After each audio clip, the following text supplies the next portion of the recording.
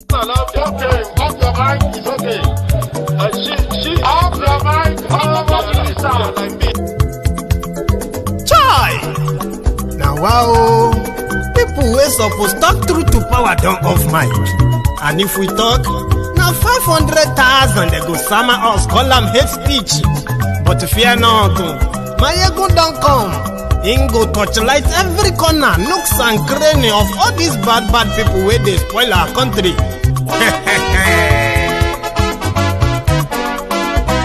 So my people make we laugh, oh, yo.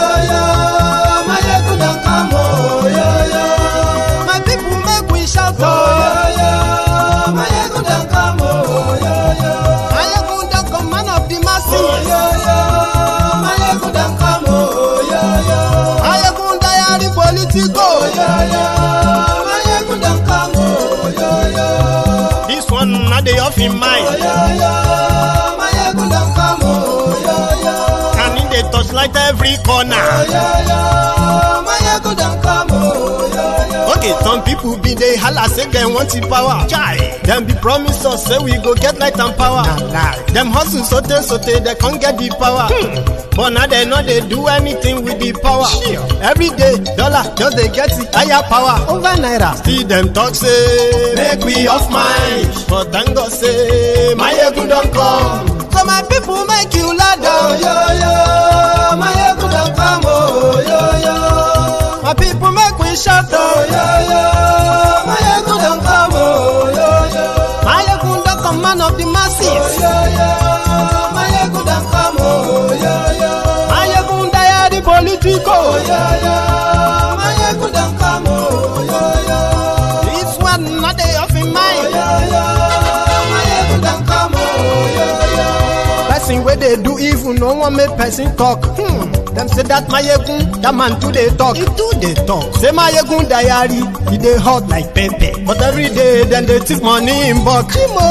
Woman picking, they the street they hawk. Still them talk say, make we no talk. But thank God say, my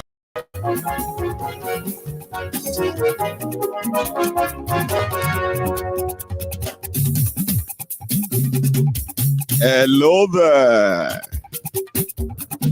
Ayegun la wa mo la mo dododo. Ayegun diary, number one. Good morning to you, good afternoon to you, and good evening to you from wherever you are watching from. This is Mayegun Live. Ayegun ti de o, ọ̀rẹ́ ara yìí. Ayegun diary, number one. Lórí Facebook, lórí YouTube. Ayegun diary. I welcome you to the sermon tonight at the Temple of Truth. You are welcome. Àṣírí ọ̀jẹ̀lú kì í bò níbẹ̀ o. Ayegun diary, bó bá ṣe àní Máyégún máa wí. Ayegun diary, that's true. ó sì tún ṣe. Tonight is going to be interesting. At the same time, it's going to be informative. I know we are in the middle of a tribal war in the political space because the bigots in Yoruba land are now more or less are threatened, and they are working over time to try to project their fear, their non-existent fear, their personal ignorance, as well as their inherited bigotry. Again, it is for educational purposes. Yeah, share the broadcast. Yeah, share it.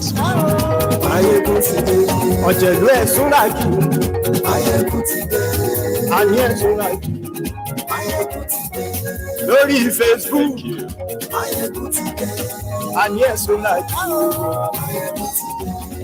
If you have been following Nigeria elections, or better put, charade, of course, you must have come across different rhetorics from different kind of people.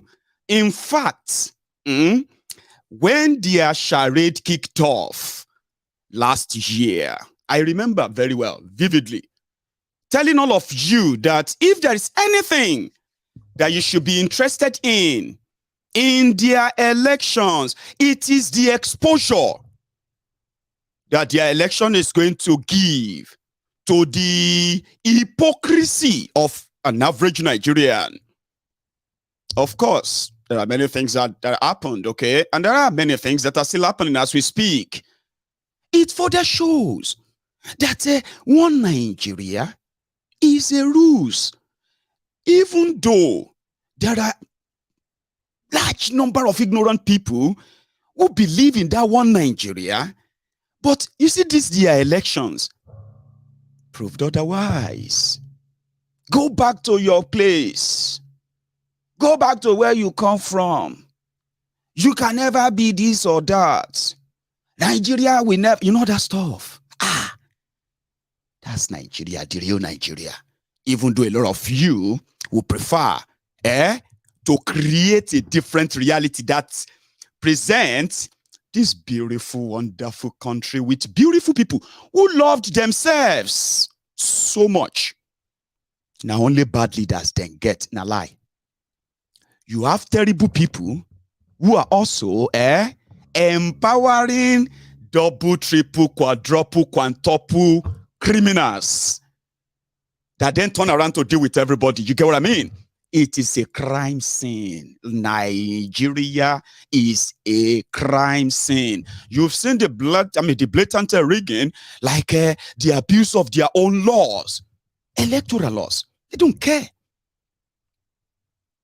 But most importantly, their elections exposed that Nigeria is a country where nations or people with different background in almost everything are forced and fused together. Then the world expects a peaceful, union. So if I tell you that it's not going to work, I got my theory from that. And Nigeria election has shown you that, except if you are comfortable with all you have seen so far. That's left to you. However, after the warning, just few days before their charade, there was this huge surge of tribal, vile messages targeted at Igbos by the Tinubu's Lagos Bakus. They were not hiding it. They were making open threats. In one Nigeria, one fake Nigeria, an Igbo man is an endangered species in that one Nigeria. If you don't believe me, it simply means you are either living under the rock or you are just one of those hypocrites living in denial. You don't want to be together. You are suspicious of one another, one another, one another, one another, one another, one another, one another, one another, one another, one another, one another, one another, one another, one another, one another, one another, one another, one another.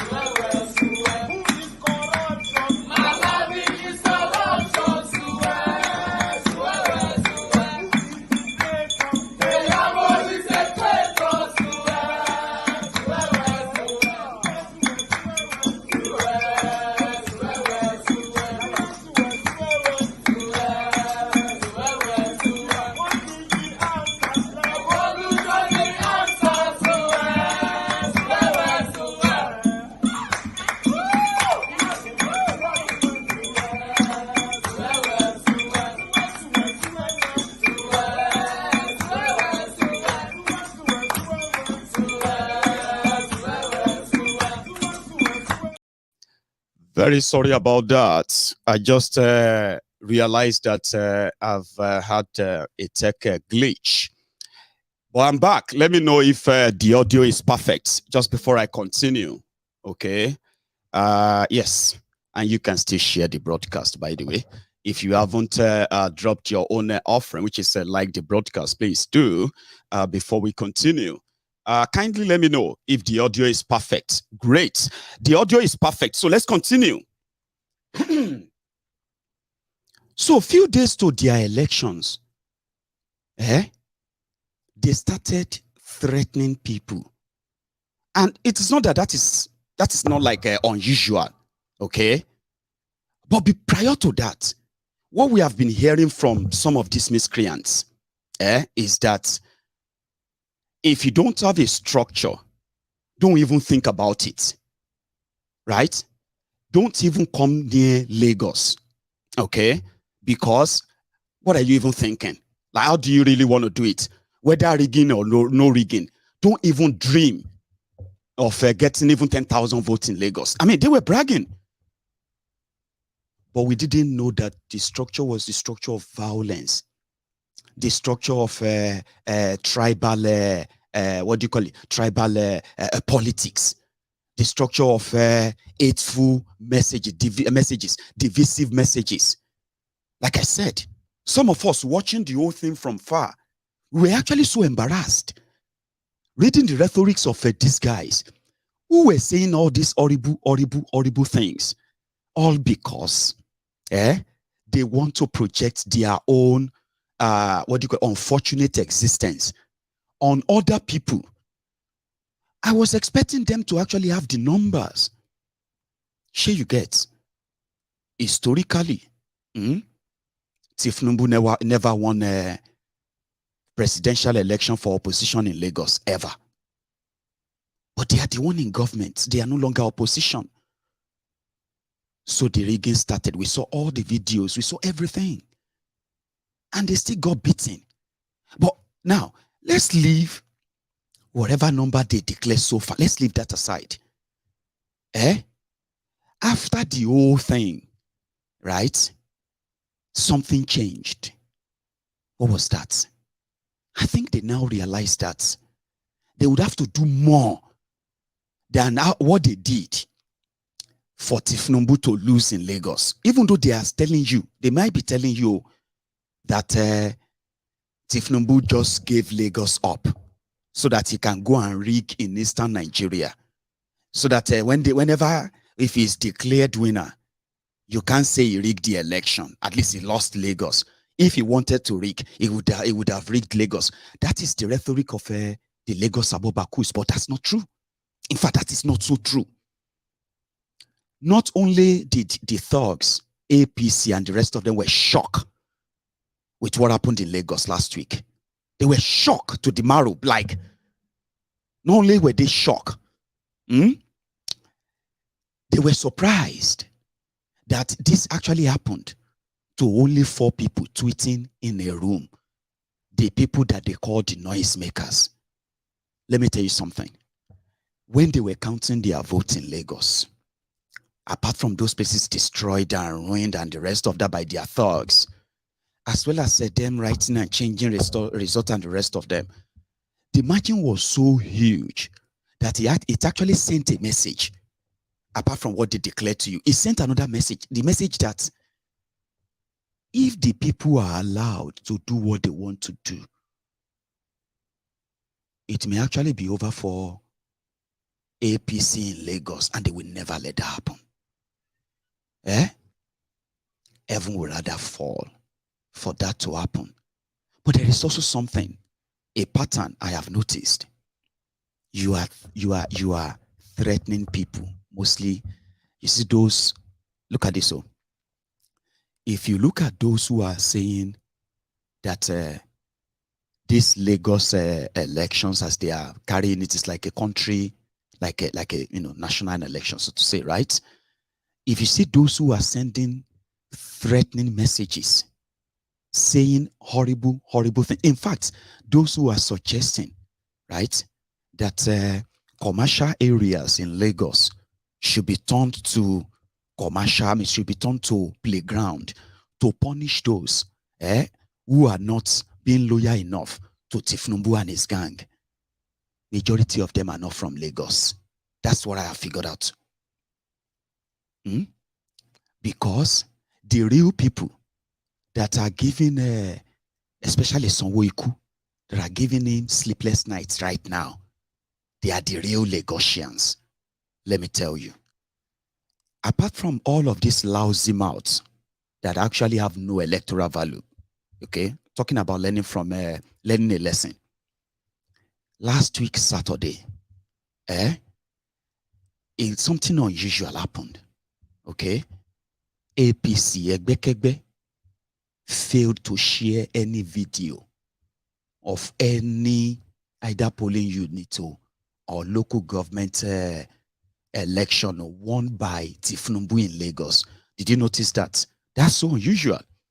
For those who know them very well, very unusual. It was like a graveyard silence while they are carrying out the falsification of all the figures.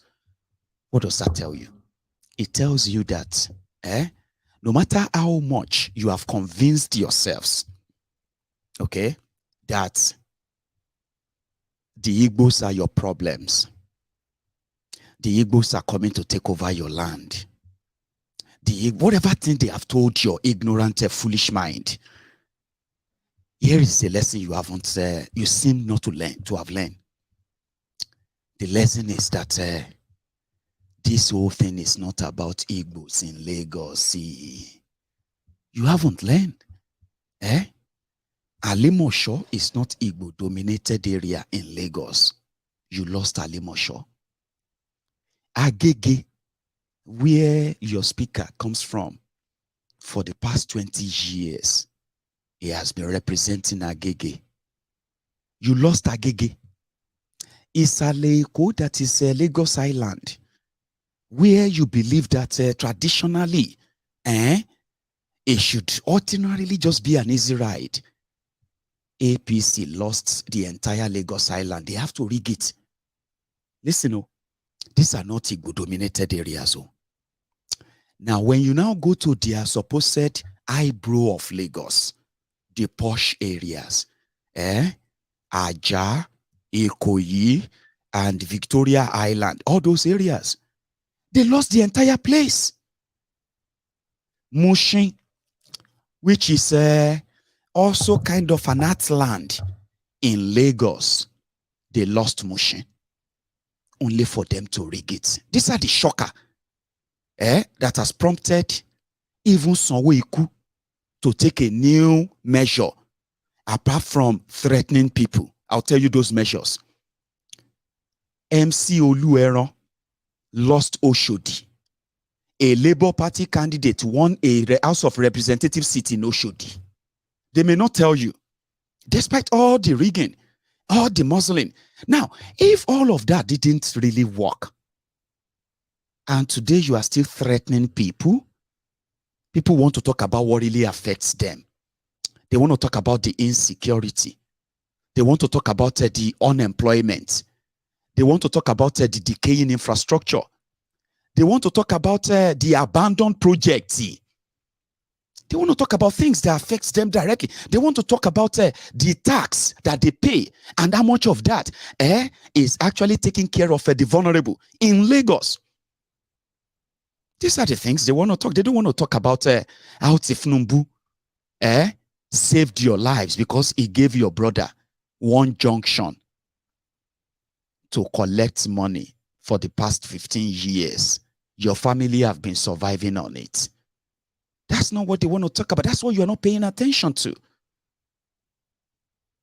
So, for 20 years, except for 2019, in 1999, when the entire Yorubas bought the lies of Tinubu and gang in the AD at the time that they represented the Yoruba's interest in the newly formed Fourth Republic or so, democracy, Yorubas en masse voted for the AD presidential candidate Olufalaye against a Yoruba PDP candidate who was Olusegun Obasanjo. So Yorubas believe in the ideology of Awolowo, free and qualitative education, good, improved standard of life, improved infrastructure, safety for the people, practically Yoruba first. The idea of Awoism, that was what the crooks and criminals like Tinubu sold. So for years. So in 2003, Yorubas Yorubas voted for Obasanjo because Yoruba governors at the time made a deal with Obasanjo, an opposition federal government, that if they supported him in return, Obasanjo would tell all of the PDP supporters in Yoruba land to vote for the failing Yoruba governors, including Tinubu, right? So, but Tinubu, the Don, refused to follow that agreement, even though it was part of the meeting. It didn't. Others follow, and they fell. Tinubu survived. That automatically, gave him a vantage position, right? To rally all the losers set together and form a new bond, something that they couldn't resist. They just lost power. It worked for some time. But since then, Tinubu has never delivered Lagos State even to his own party. But here is how Tinubu has managed to keep Lagos under wrap in a corrupt system called Nigeria for long. It is not a magic, okay? If you have access to the kind of economy that Lagos represents as a former capital of Nigeria, it depends on how much or how kind of vast you are in the game of power. And you can give that to Kolu. He did master it. And indeed, it worked for him. This is how. In Nigeria, whenever they are doing elections, the presidential election and the National Assembly elections will come first. So most of the time, that takes the center stage. It attracts most media attention locally and internationally. Therefore, people are more interested in who is going to become elected president or what have you. So most of the time, the people that people actually wanted never really gets there, okay? It's like when people will know that, they are going to rig it. They are going to rig themselves in. You know what I mean? Like Nigerians, naturally, right? They hate their government, naturally. Sure you get. But the same government will have their own supporters too. They will be in the minority, but with the government power, right? They can wield all influence they want. So naturally, Nigerians, they hate their politicians, even though they hate them differently, okay? However, whenever an election is coming like that, national election, a lot of people actually wishes the incumbent government or president is defeated, disgraced, so that another person will take over. If that one also mess up, is defeated, disgraced, but behind the scene, they know it is almost an impossible thing to do because they expect them to rig as well. They don't expect you to lose if you are incumbent, even if you are worse. Because if you lose, they will mock you in a way that you would never even imagine. So rig and explain later. That's how Nigeria seems to work for them. However, in Nigeria system, like I said, by the time people now come out of that elections, disappointed. Majority of them are no longer interested in the local elections. Whether they are now going to rig that. In fact, the rigging that they experience or see during their presidential and National Assembly elections is what they believe they will reciprocate. Some of them will not even participate in the elections. Just go and do your thing. I'm not interested again. So this is where the likes of Tinubu always escape serious scrutiny. What's going on there? What is that one? Which vote is that? Where is that number coming from? Nobody cares because they expected him anyway. They are like, they are the incumbent, they're going to rig. Until now. This their 2023 elections now puts the man, the kingmaker from Lagos, at the center of the whole thing. He is now the person to be judged. So which means everybody now wants to be interested in what was he thinking? You know what I mean?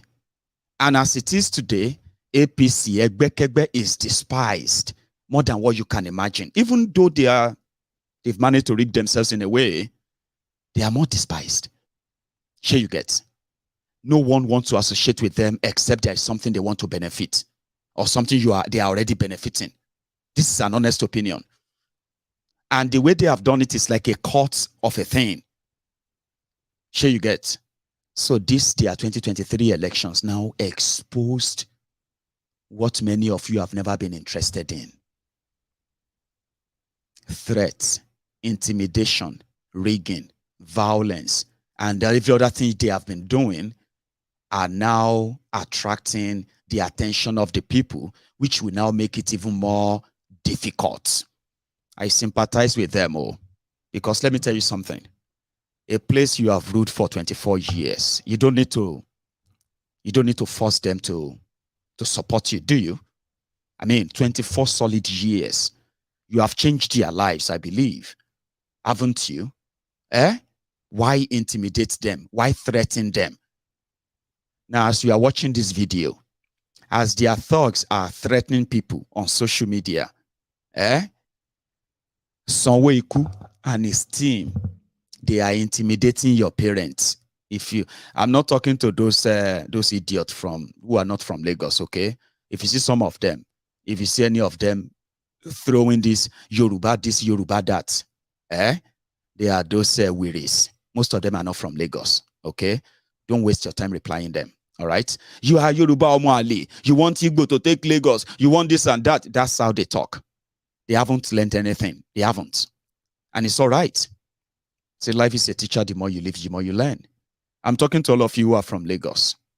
The place that they ruled for 24 years. The place that they told you they have turned to mega shitty. The place they said Kolu is going to, the place they said Kolu built and is going to reciprocate all over Nigeria. Should they suppose they threaten your mama, your papa, civil servant?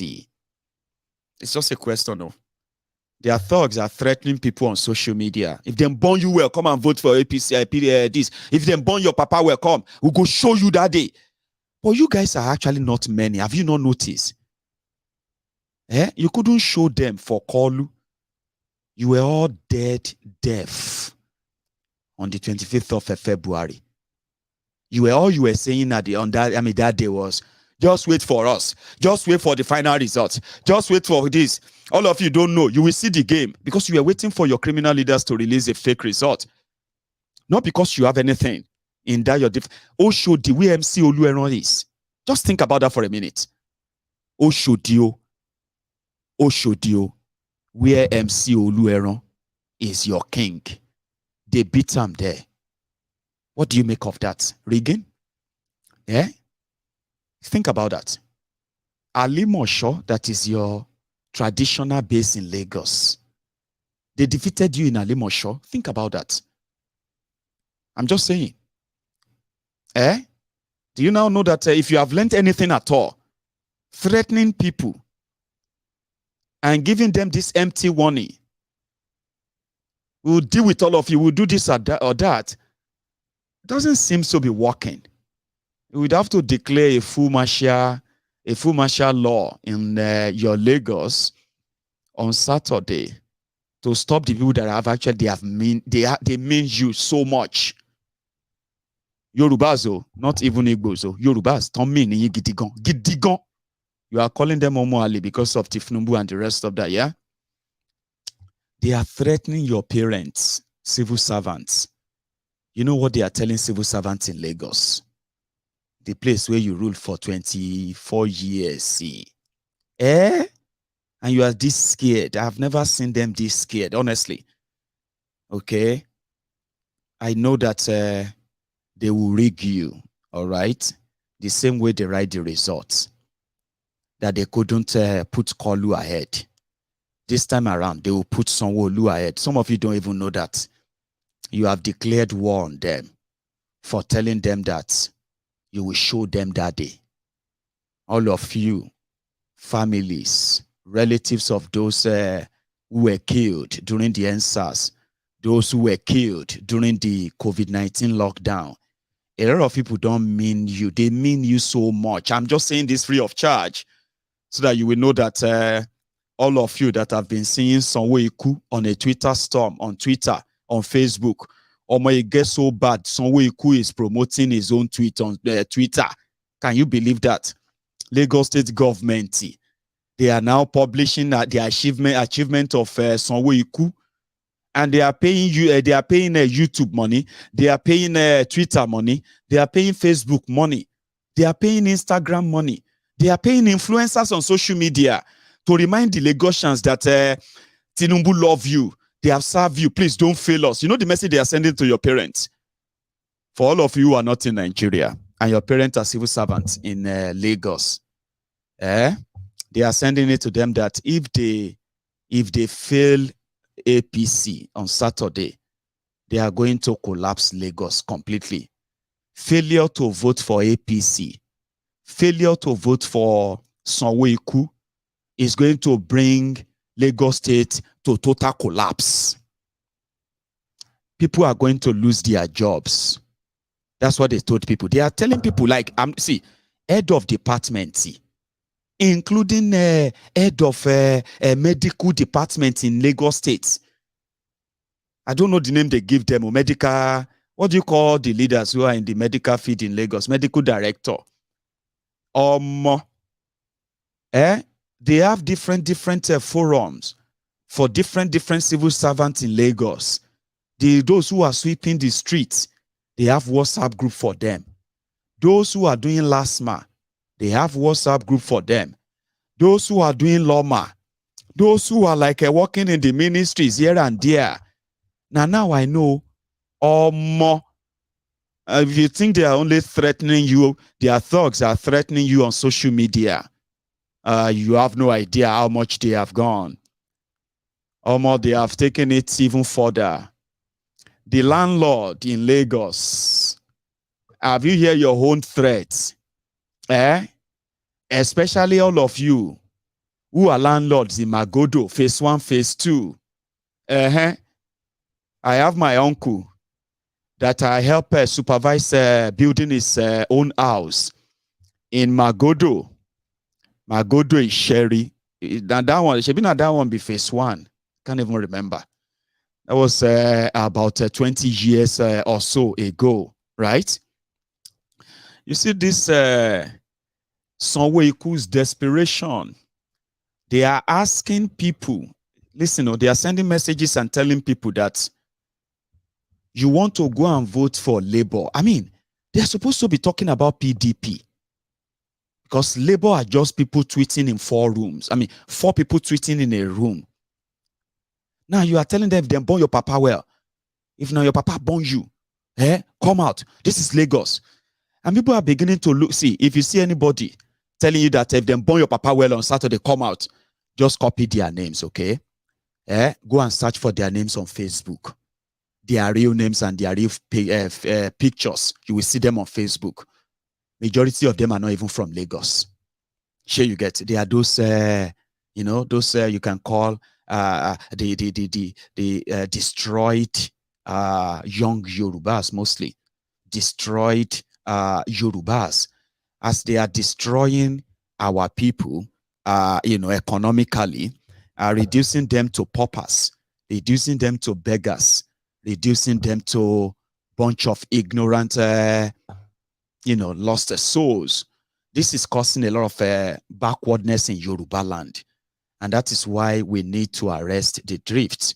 The damages done to us in 24 years of democracy in Nigeria, if we begin to take the stock, no Yoruba man or woman will be happy to continue to want to be part of Nigeria. They have destroyed a lot of our people.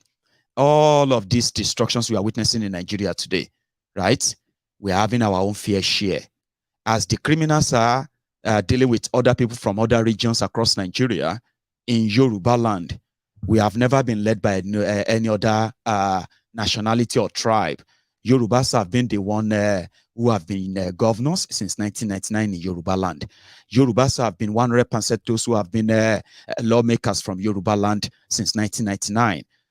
Yorubas have been in charge of contracts, government contracts, appointments, job, the rest of in Yoruba land for the Yoruba people. But guess what? We have our own fair share in the poverty capital of the world that Nigeria has become. You see this Olori Bruku Mashamfanis, right? That are planting the seed of seed of hate, tribal hate, because of this APC. Many of them have been fenced out of that same Lagos. They can't really live there. You know what I mean? I mean, are they going to be really productive? A situation whereby an average Yoruba person following Tifnumbu and gang believe that APC, in fact, Tifnumbu is making non-Yorubas, billionaires, rich. But we, Yoruba sons and daughters, we are not billionaires. We are not rich. We are beggars. We are ass lickers for the same criminal politicians who wanted us that way. Does that argument actually make sense to anybody? Anyone? Somebody who is a Yoruba man, and he wants to tell you why you should indeed be scared of anybody from who are non-Yorubas, who are living and then contributing to the growth of Yoruba land. According to them, they said these people came to Lagos, and when they came to Lagos that Tifnumbu created and built, they became successful. They built homes. They built businesses. They are paying taxes to the covers of the government of Lagos. They are billionaires. But according to these miscreants, these people, after all Tifnumbu have done for them, they are ungrateful. They are not voting for whoever he wants them to follow. Now, the question is this. How come that only the non-Yorubas who came from outside Yoruba land are only benefiting from Tifnumbu's prosperity in Yoruba land? How come it's only those that should even annoy you more if that is your line of argument, even though it is just a make-up nonsense from jobless miscreants that are only relying on whatever political crumbs you get that falls their path. They will kill for it. And it doesn't really matter how low life they are living. Listen to me. They are comfortable in that pit hole. But not everybody is. Because if you have to check the numbers of their own elections last week, these guys are actually in minority, even though they are the loudest. If I'm a Yoruba man, right, listening to these miscreants, I will be more angrier. In fact, I am angry because I'm a Yoruba man.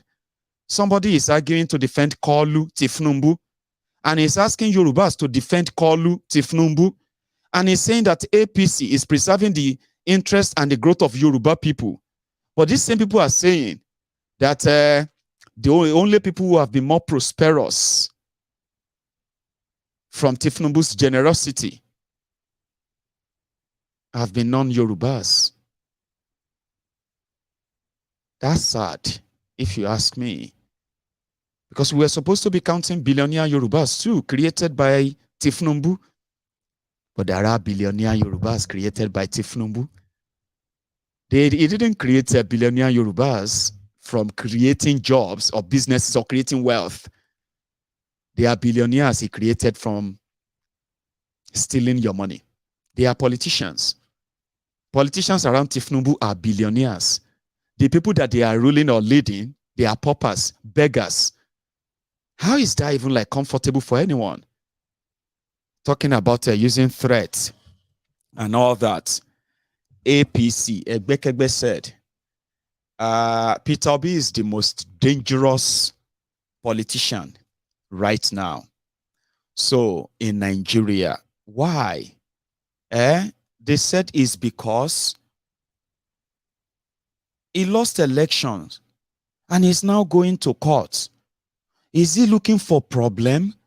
Is he trying to denying the president-elect to become president? Is he looking for a chaos in Nigeria? I don't understand. So I think the guy now said, what is wrong with these guys? They have done like 10 press conferences on top of this whole thing. They are running helter-skelter like somebody. You won. That's what people are saying. They said, okay, if you believe that you won, you shouldn't worry. I mean, the people that believe that you rigged them are supposed to be the ones making the loudest noise. But they are not. Now you they make up. Then somebody who wanted to kind of mess with my part of that part of my brain where you can cook up conspiracy theory, and seriously, it's going to make much sense. Somebody was trying to mess up with that when he tried to plant something in my head yesterday. He said, Mayegu, I know that the only way they can escape whatever is coming for them in Lagos to start with is to rig, and they won't give a damn.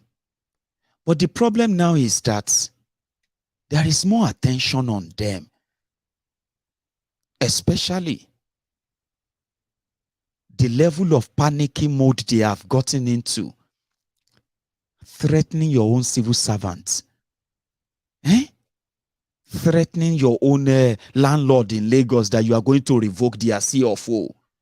Ha! What kind of desperation will... You know you can't do that. Sure you get? You can't. But what kind of desperation will push somebody to go as far as threatening their own workers? Now, let me tell you something. Where, like I said, they haven't really learned any lesson, okay?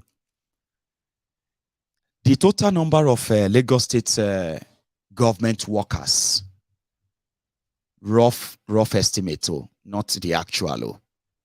They put everything at 160,000. Quite big.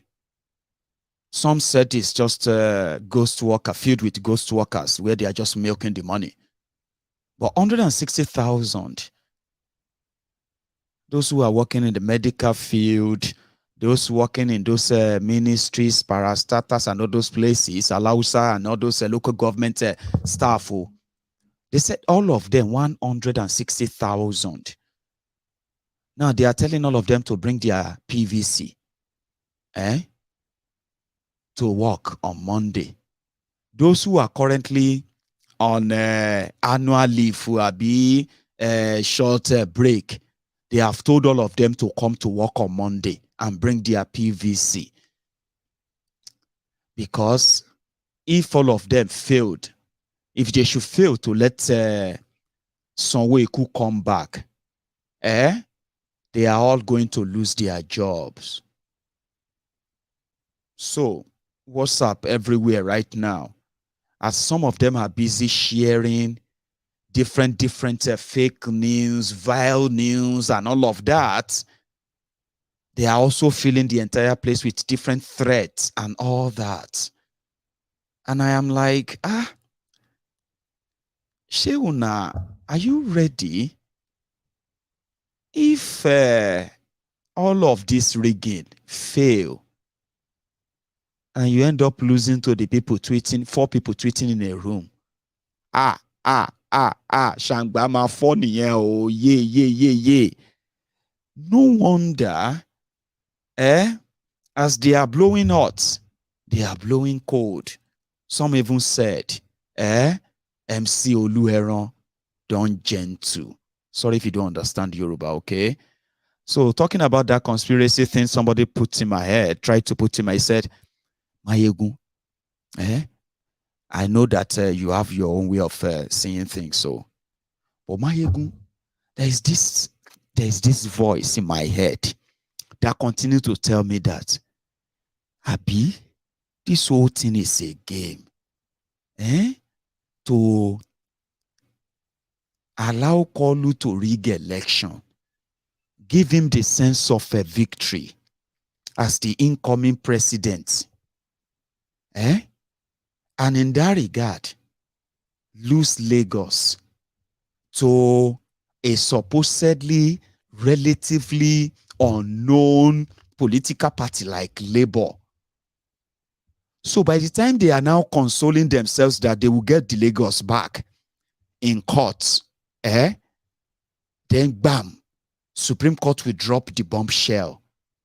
The presidential election is invalid. They should go and conduct a new election. Do you think this is a bigger game to finally weaken and retire Tinubu? I said, Baba, please. Don't put that in my head yet. Okay? Because if you should put that in my head, there are thousands of people watching me right now that would actually believe it. Because it's not because they believe that I am predicting anything superb. But what I'm saying will become so superb because that's what they want to happen.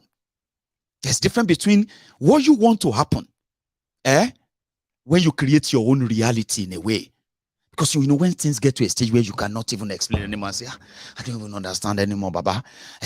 What is the way forward? I don't even get anymore. See, we saw the evidence that how did they allow Labour Party to get to almost 1 million votes in Lagos? How did that even happen? What happened? What is wrong? What went wrong? That they have to rig them, reduce their number to 580,000. That took a lot of audacity. But at the same time, it also calls for a serious sober reflection. What if it is a bigger game to lure Tinubu out of Lagos for the first time? Make him believe that he's going to be president. So even when whatever happened in Lagos, and they lose Lagos, but because they believe that they are now in the federal, they can, it's just a matter of time. They can take over everything back again. And then, boom, die minutes. Supreme Court says they should go and do another elections. Throw everybody into disarray, especially for president. And then, finally, Tinubu is defeated. Lagos, he can't go back to. Aso Rock, he can't stay. I said, Baba, like I told you, you are watching too much. A lot of things are going on. A lot of voices are speaking to you, and I understand. Somebody said, in the moment of loss, there are stages of grief. All right? To so many people who have seen Nigeria for so long, they will understand something. As some will say, when things go up, they don't come down in Nigeria. People just get to live and adjust to it. When they rig election in Nigeria, from other areas, governors, reps, local government, assembly, and all those places, Senate reps, you can hope on a turnover. In the history of rigging election in Nigeria, every current rigging is always worse than the last rigging. Sure you get. And they have something called for the sake of national unity and national security. Even when you have all the evidence in the world, in their courts, they won't turn up, they won't turn over that election. So I don't want to plant that in your head. I don't want to. As much as a lot of you will love that narrative, because it sounds good, doesn't it? You have evidence of rigging.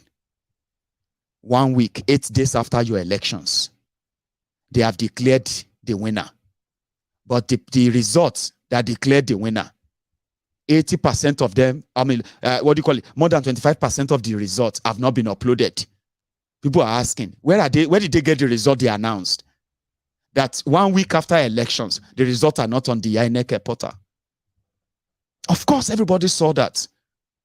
So until it happens, my brothers and sisters, until it happens, please, for the sake of your own mental health, do not open a room in that your own brain or your mind, that This is a game to lure Tinubu out of Lagos so that he will pretend to be like he will be president, so that he will take over Lagos, and then Supreme Court will just say, oh, he didn't win, and that's it, you are free. No. Forget that, please. You get why? You see that Lagos is the golden goose that laid the golden egg. It is the Kokwobe. It is beyond Tinubu. Are you following me? It is beyond Tinubu. And therefore, he won't even gamble with it.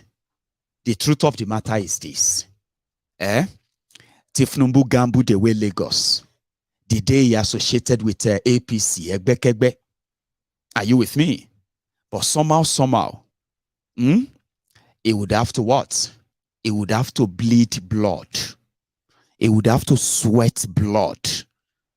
They may pretend that they are not worried, but we know they are. A lot of people following them knows they are worried and concerned. What happened last week is not a fluke. What happened in Lagos last week is not coincidental. If you think that it was by happenstance, that means you are not following. The whole place is rattled. They are rattled. Okay? And if by any means, even if Kolu become your president, that they don't change it, losing Lagos is worse than him losing to become president of Nigeria. For those who know better. It is like the collapse of a house of card. The crime they have committed in Lagos, the looting they have done in Lagos, the level of entrenched criminality they have sustained in Lagos. This has become the tradition. Do you even understand that? All of this will be dismantled. You can't put it back together. Seriously? What will happen is that once it is gone, you can't put it back together. Your uncles, your aunties who have been like politically relevant for decades now, for 2 straight decades, even though they are useless, you know them in your different streets in Lagos. We know so many of them. We know their families. 20 years ago, we knew a lot of these guys. I was born in that Lagos. Grew up there as well. So we knew these guys 25, 20 years ago. Sure you get, you are going to destroy something that is bigger than Tinubu. And they're not going to let that happen. Now, this is not even a matter of whether they are going to or not. It is what are they going to do to stop you? If anybody says that the threat of Sanwoolu losing Lagos and Tinubu all combined, that it is just a joke, then I am going to say you are consoling yourselves, okay? There are 3 stages. I don't know if there are more, okay? But I'll tell you, there are 3 stages of grieving.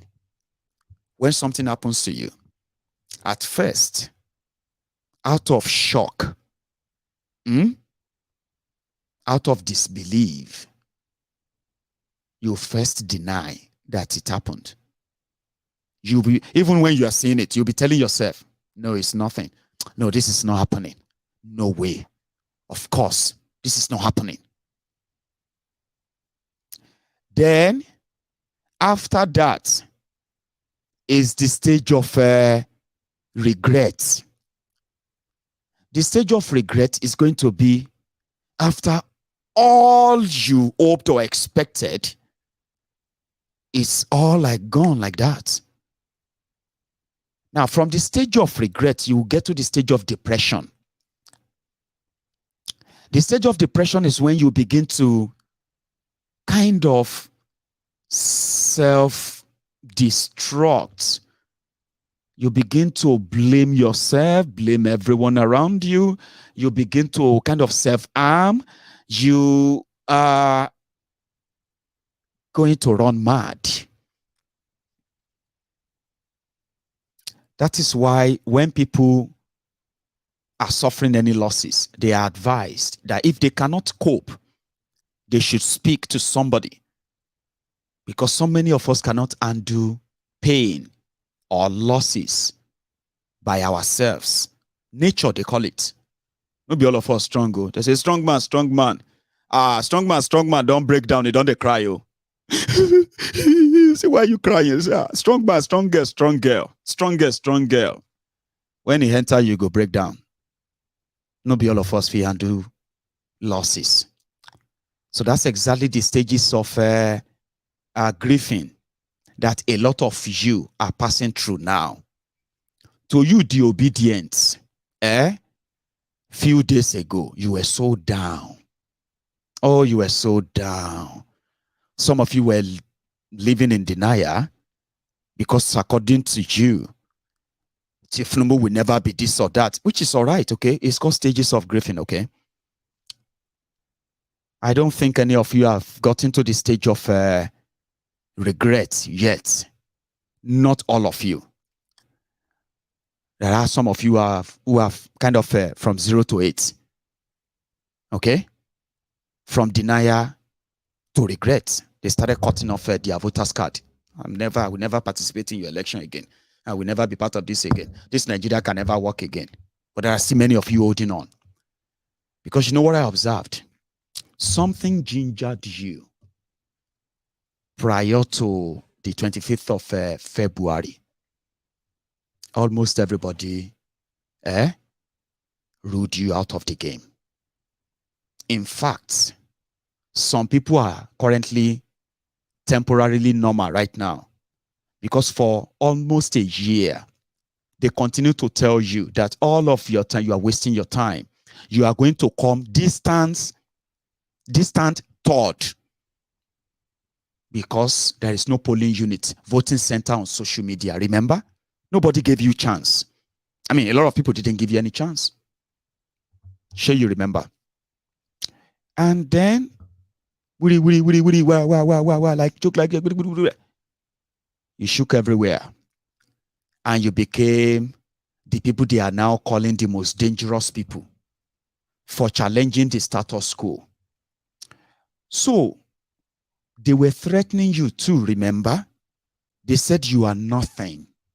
You were just 4 people who were looking for like and follow. You are just calling for attention because so many of you have no voters card. They bullied you to go and get voters card, didn't they? You entered their registration center like mad, 2 weeks. A lot of you started doing campaign for voter. Go and register to vote.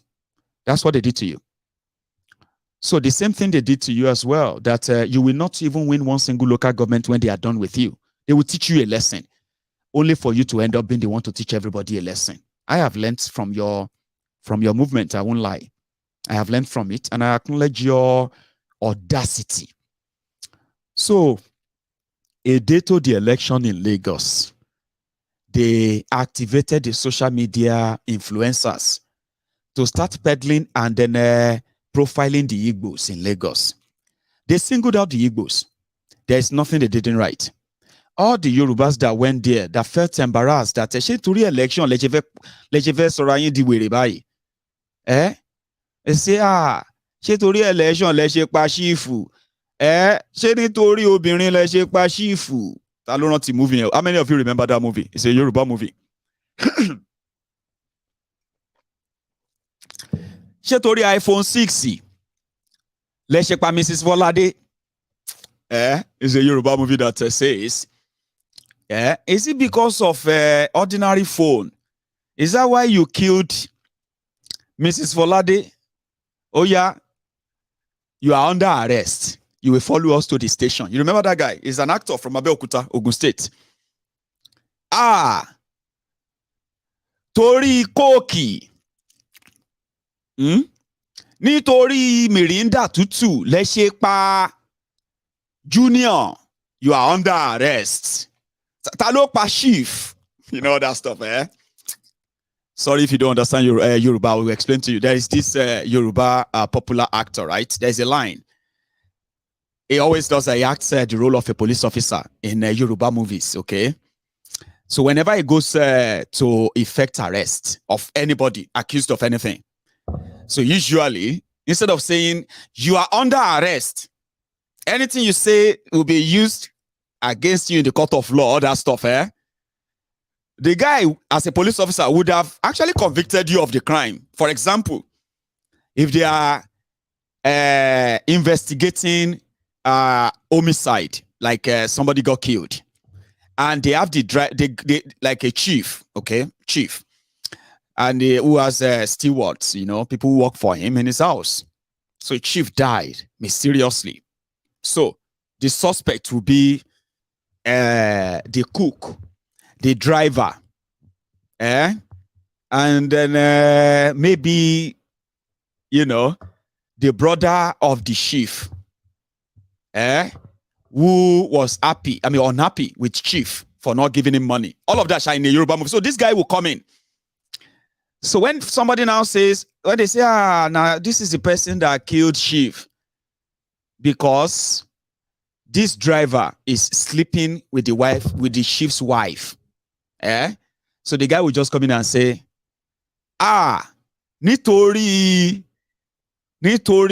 pussycat, you killed chief because of Toto? Oh yeah, you are under arrest. You will follow us to our station. So it's a popular one. So I was asking myself as a person, like, is it because of election that people are saying all these horrible things? Is it because of the agberos, the extortionists in Lagos? You are saying this horrible to the election.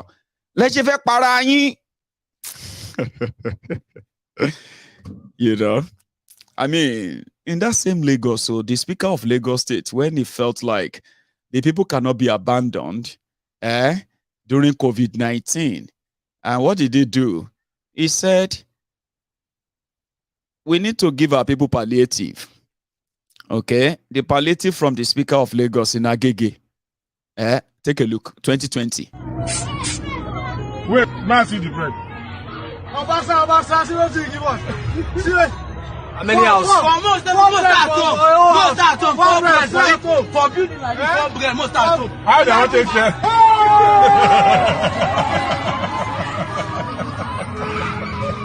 I go to Papa there. I love this.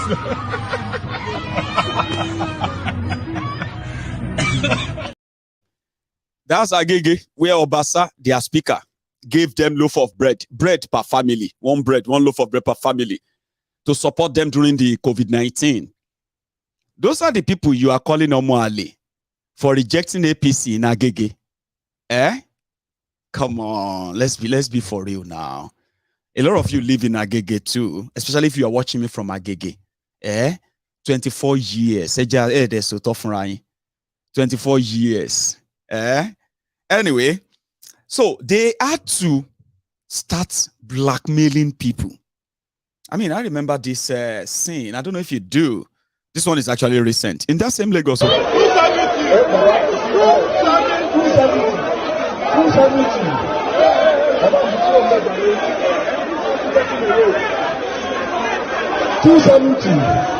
280, 300.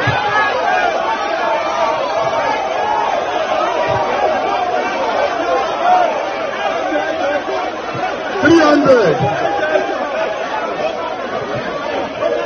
Yes, on 300. 300. 310. 310.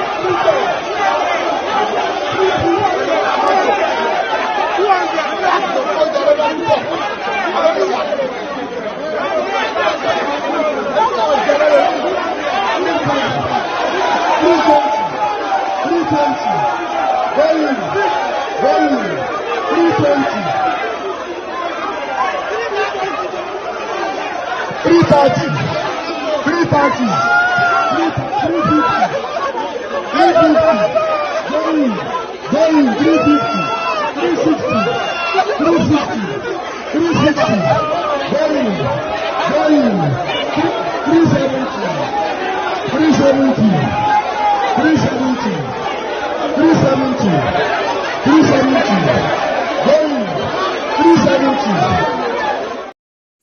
It is like a jungle. Those are the traffic offenders, okay? that the government in Lagos, right, gave an absolute punishment for violating traffic rules or laws in Lagos. Their law says that they will confiscate your cars and all that. I mean, that didn't go down well with people. If you violate any traffic law, you pay a fine or you go to jail. But selling their stuff to your own people as scraps cheaply, that will have its own repercussion, don't you think? Well, because now them get Lagos, who won't challenge them. They don't burn anybody well until MC Olueron lost his own polling unit. Sorry if you don't understand Yoruba. I'll come back and tell you what he's saying here. He don't pray for everybody. They don't want to threaten everybody on the video anymore, even though they will do it codedly, I mean, behind the scene. But they haven't learned any lesson.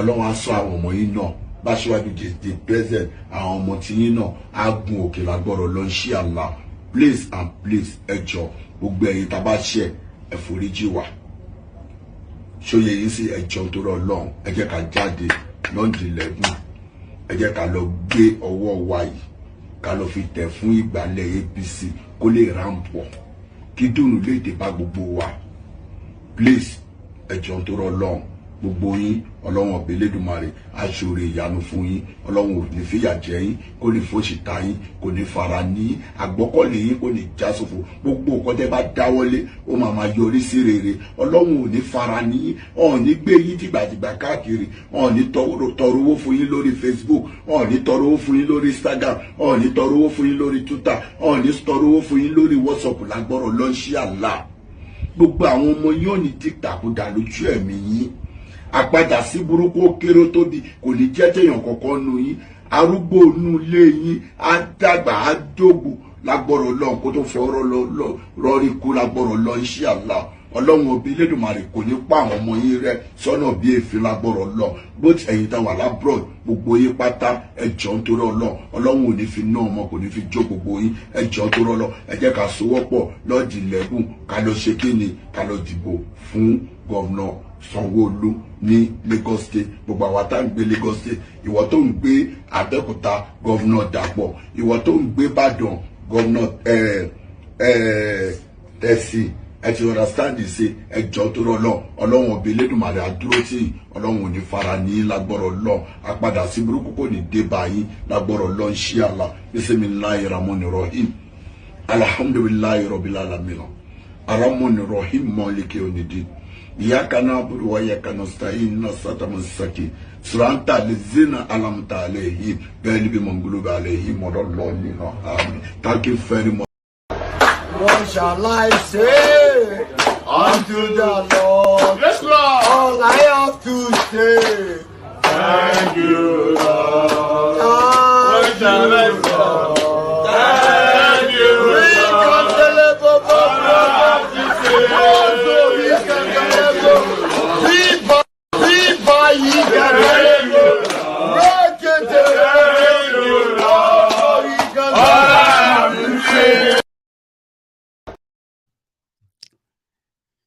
Alhaji Pastor Oluwo MC Olueron.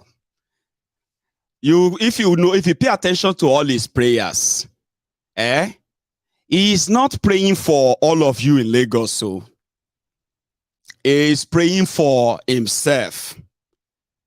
Because if they should lose Lagos, the biggest economy in the entire West Africa. Wala Godeo, the guy that is representing this Obidients, these Orosoke guys, they are telling him not to. Don't worry. Let them bring all the out, everybody out. They go count them. MC Olueron realizes that if they combine Agbero, combine them with the civil servant that they can coerce, the number is still not going to add up. Do you understand? They are going to need INEC to write the number for them. Now, this is going to even be difficult. Obedience that are supposed to be down, their spirits are supposed to be down now because of what happened to Obi. They don't go energize them now again. You have waking them up again. If you are not paying attention, I am here to remind you. You are going to make the rigging even so difficult again. And there is no, what do you call it? There is no special thing coming, special vote coming from anywhere anymore. Now, person will score highest, they declare winner. That's the problem. People will score highest. They will count everything. They'll say, okay, what is the highest? It took them 2-3 days to change the figure from almost 1,998,000 of labor to change it to 580,000. It took them 2-3 days. And they made a lot of mistakes that has exposed them now. You know what they are saying? We also have evidence that Peter Obi rigged in Lagos. So if Obi says that we rig and all of that, we have evidence. That's what Keyamo said. He said they have evidence. The Labour Party rigged Lagos election. Ha! Yeah, that's why Ugeli Chajambid lawyer said. He said this, they have evidence. They will go to court. They will shock Obi. They have evidence that they rig election in Eastern Nigeria for Obi. So may Obi no con they pretend saying be holy or saint. Hey, you don't go wake them up again. You have been shouting Igbo this, Igbo that. Your Yoruba brothers and sisters are looking at you embarrassingly. Some of you are not even paying attention. When Yoruba says, no, don't talk like that. Now all of us get Lagos here. Now all of us, they here, they live here. Now all of us, they suffer whatever is going on here. You quickly go there and call them names. You be Omo Ali. Igbos are coming to take over your land. Take over whose land? 24 years, so the billionaires in Lagos who have actually run businesses, they are also Igbos. So I'm not saying that you don't have other billionaires, but just tell me how many billionaires that are Yoruba billionaires that made their money from Yoruba land and not from their association with federal government of Nigeria. Give me name. Give me one name of any Yoruba billionaire in Yoruba land that doesn't associate with federal government of Nigeria, either from 1960 or then start their own from 1980, or those who started their own in 1999. I'll tell you when they all started. Businessmen without enterprise. Billionaires without enterprise. But I'm just saying. So you don't go wake them up again. The real people who have been waiting for a chance, the ones that actually send the numbers, you don't go with them, you don't threaten them again. When they tell you, don't talk like that. Somebody said Baba Jebu. Shena Tinubu made Baba Jebu. It's like you saying that Tinubu made Naira when he was alive. Naira Pool, who happened to be my own, late uncle, Naira Pools.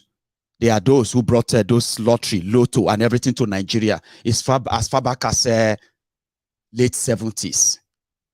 Here you get. So somebody said Baba Jebu. No, it's not. There's none. I'm not saying there won't be many, or maybe I didn't know many, but just trust me. Bring one up that run his business in Yoruba land through Tinubu and the rest of them that build their wealth right there in Yoruba land. Billionaires without businesses. Trust me. Or billionaires who are what? Business government contractors. But your people came there to tell you, stop talking like this. No, stop doing all this tribal this and that. You attack them. Shut up your mouth. All of this woke Yoruba. You are giving Yorubas names. Enyashiri. You are creating names. You are giving Yorubas who are telling you that you are embarrassing us. Your election will come and go. The sufferings, the corruption, the destruction will continue. Now all of us go share them. Not be all of us, they share the destruction of Yoruba land for the past 24 years. Not be all of us. You are embarrassing us. But you are calling us names. You people, you are supposed to be defending Yoruba land. The Igbo people want to come and take over. I haven't seen any Igbo man who came with guns to take over anything from any Yoruba people in any way in Yoruba land. I haven't seen any. The only people who have brought guns, terrorized our people, chased them out of their own ancestral lands, asking us to cede our land for them to grow their, to rear their cows. They are not Igbos. Kilon Shein now. Embarrassed one now. You don't get it. All this tribal thing you are pushing for Tinubu in the name of Yoruba. But the Igbos are also tribal. Baba, if you want to be tribal because the Igbos are tribal to you, towards you, Baba Oshe, you are tribal on that. Don't make Yoruba look like Gogo Yoruba look like you. Because in that same Lagos, you have Igbos there who are Lagosians themselves, traced back to 5 generations that will stand up and defend all of the everything that is right in Yoruba land, because that's where they live. That is where they make their own survival. And if it's peaceful, that's when they can also succeed. Election, your election will come and go. You're embarrassing us with all of these rhetorics, honestly. Because after you do all of these things, they will still abandon us. You are still not going to get any real job. Okay? You are still not going to get functional electricity. No, you won't get that. You are still not going to get improved infrastructure. Criminals who are looting your money are still not going to go to jail. So what is all this mess all about? That's what we are telling you, that if you are doing all of this because of election, because of election, that politicians are going to end up dealing with you. They won't pay your pension. They won't pay your grandparents their pensions. You're not going to get access to good education. You know that. 24 years, they couldn't build you standard health care system in Yoruba land that actually cares for us. Affordable. No. Say to the election, then you want to turn yourselves to Olori Burukus everywhere. You are Mbawalojuje. That's what you are doing. Your uncles and aunties, let me also say this to you. If you have people that you really need to convince to keep your Lagos, in case if your rigging fail, now the Lagosians. Oh man, I don't think there are people who are more traumatized in a failed Nigeria than the Lagosians. They have the strongest coping mechanism that a lot of us can actually imagine that, wow, I can't even survive there anymore. Coping mechanism. They extort you from morning till night. Then they flash before you. Flashy white elephant projects, that make it look like they're actually doing something. But let them open up their books. Then you realize that you are being led by criminals.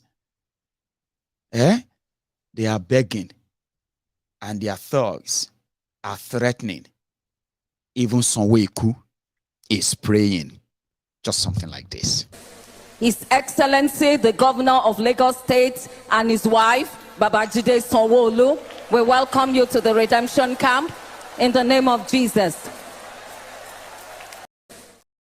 Amen. You have to go to church and say, Egbami now, Egbami.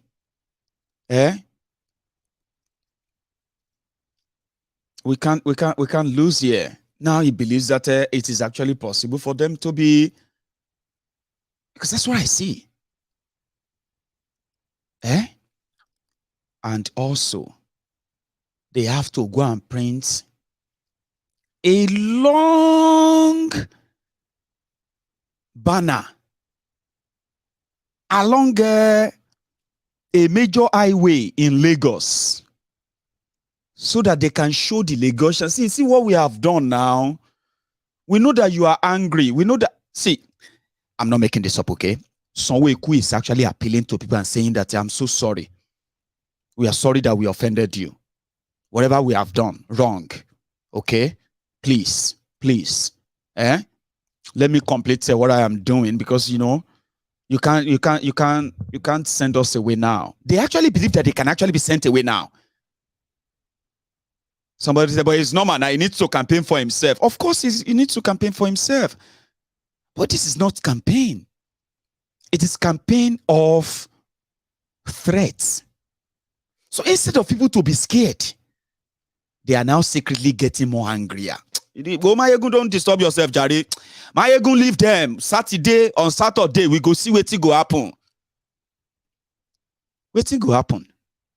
Mayegun, I say wait. Okay, I'll wait. However, they had to print it on a long story and say, see, wetin we have done. People, this is what people don't want you to know. If you have done all this for them, you don't really need to panic. What I am seeing is people who are rattled. They were rattled because of 4 people tweeting in a room. I'm scared for you. I mean, I'm scared too on your behalf. Something must really be going on inside that Alausa. They say if anybody loses in polling units or local government, you know, come back Alausa. Any political appointee, don't come back here. All of you civil servants, if you fail to bring us back, you are going to lose your job. Those ones know that they won't lose their job. All of you are landlord in Lagos. If you lose your area, you are going to lose your CFO. Calm down. They're about to lose election. While at turning understand me? If they mistakenly say they have lost the election, Abi, they can't go lose to Labour Party. Baka. Now then you go know say majority of the civil servants in Lagos, they themselves have been waiting for a day. That they can say, finally, Adukwe, there will be jubilation inside Alausa. You can write it down. If they should mistakenly announce that they have lost Lagos, they will be celebrating inside Alausa. You remember how they declared Kolu winner, and the whole country looked like somebody died. Don't pretend. I know say win to some of you, okay? You know, get shame, okay? But have you ever seen any time where we say somebody won election in Nigeria and the whole country is not like, hey, celebrating? Who is celebrating Kolu? If you lose Lagos, now that day you gonna say majority of the Lagosians you are forcing to do your bidding, the ones you are forcing your agberos on, the ones you are forcing to close their market, close their shops, to go and do some fake rally for you, they don't really like you. And it be like some of you know that already. That is why you will punish them when you succeed, when you finally rig yourself on Saturday. They are coming back to punish all of you in a way that you've never seen before. The Igbos, in Lagos, they will be apologizing, for the fact that Kolu lost Lagos, and they almost lost Lagos to Sanwoolu. When Sanwoolu comes back, Igbos, they will put all of the blame on them. The Igbos will be Lagos Igbos, they will be apologizing almost every day. Every day, we are very sorry. We are so sorry. Sorry for what happened last year, the election, sir. We come here to say sorry, sir. We just say we want to remind you that we are sorry, sir. I swear, what they will do to you, because they have already kind of profiled them. They are the targets. You need somebody as a punching bag when you cannot face your real, your real boss, the people that did that to you. Go and write that down. So as it is, they have to go and print that long banner along whatever. Let me show you anyway, to remind the Lagosians that don't do this, don't betray us. We still have so much to do. We have new red line, blue line. They haven't completed that. And you can listen to this for me for free. Okay? The moment Sanwoolu comes back, it won't complete it. They will wait for their next election in 2027. That's when they will begin to start to hurry up again and pretend that they want to do something. And they can use that for their campaign as well, right? But at least if you are from Lagos, Sanwoolu is now almost everywhere. To the point that the Lagosians are saying, or maybe I say this is not a turn to embarrassment. Too. On Twitter, Sanwoolu is tweeting almost every 10 minutes. To the point that Lagosians are now saying, oh Benny, all this your tweet, all this thing where you they put on my, this is not a turn to harassment. Too. It will be worse in the coming days because they are worried.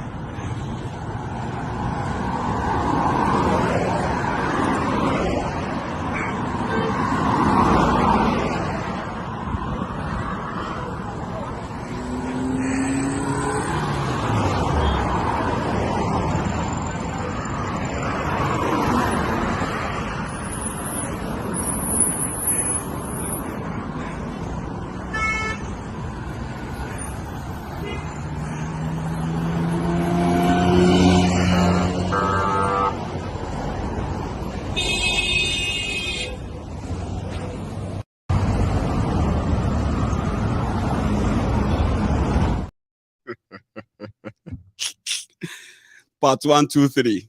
I told you, I said it's a long one.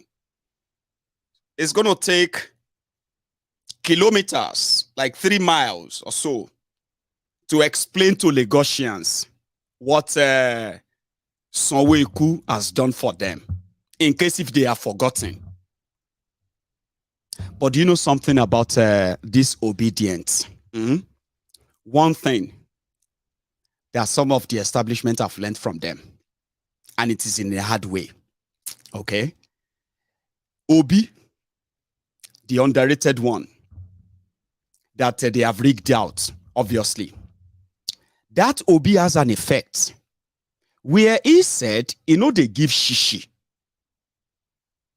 And we haven't seen him give any shishi to anybody or any group of people saying he paid us shishi or so. That actually rubbed off on his own people too. Omo, people were just picking forms. One hand rising. Hang on. People were picking Labour Party's form. People that barely printed posters. Omo Yami. They were defeating veteran politicians. Career politicians. Some people have not done their report on disobedience and what they have done. Out of the people they have declared, even with all the riggings, out of the people they have declared to have won their National Assembly seats in Nigeria, the Obidients have won about 44 seats. Currently, they said it's 40 because there are a few others in contention. When you begin to look at those who have become senators, 4 senators, 36 House of Rep members, we no spend shishi.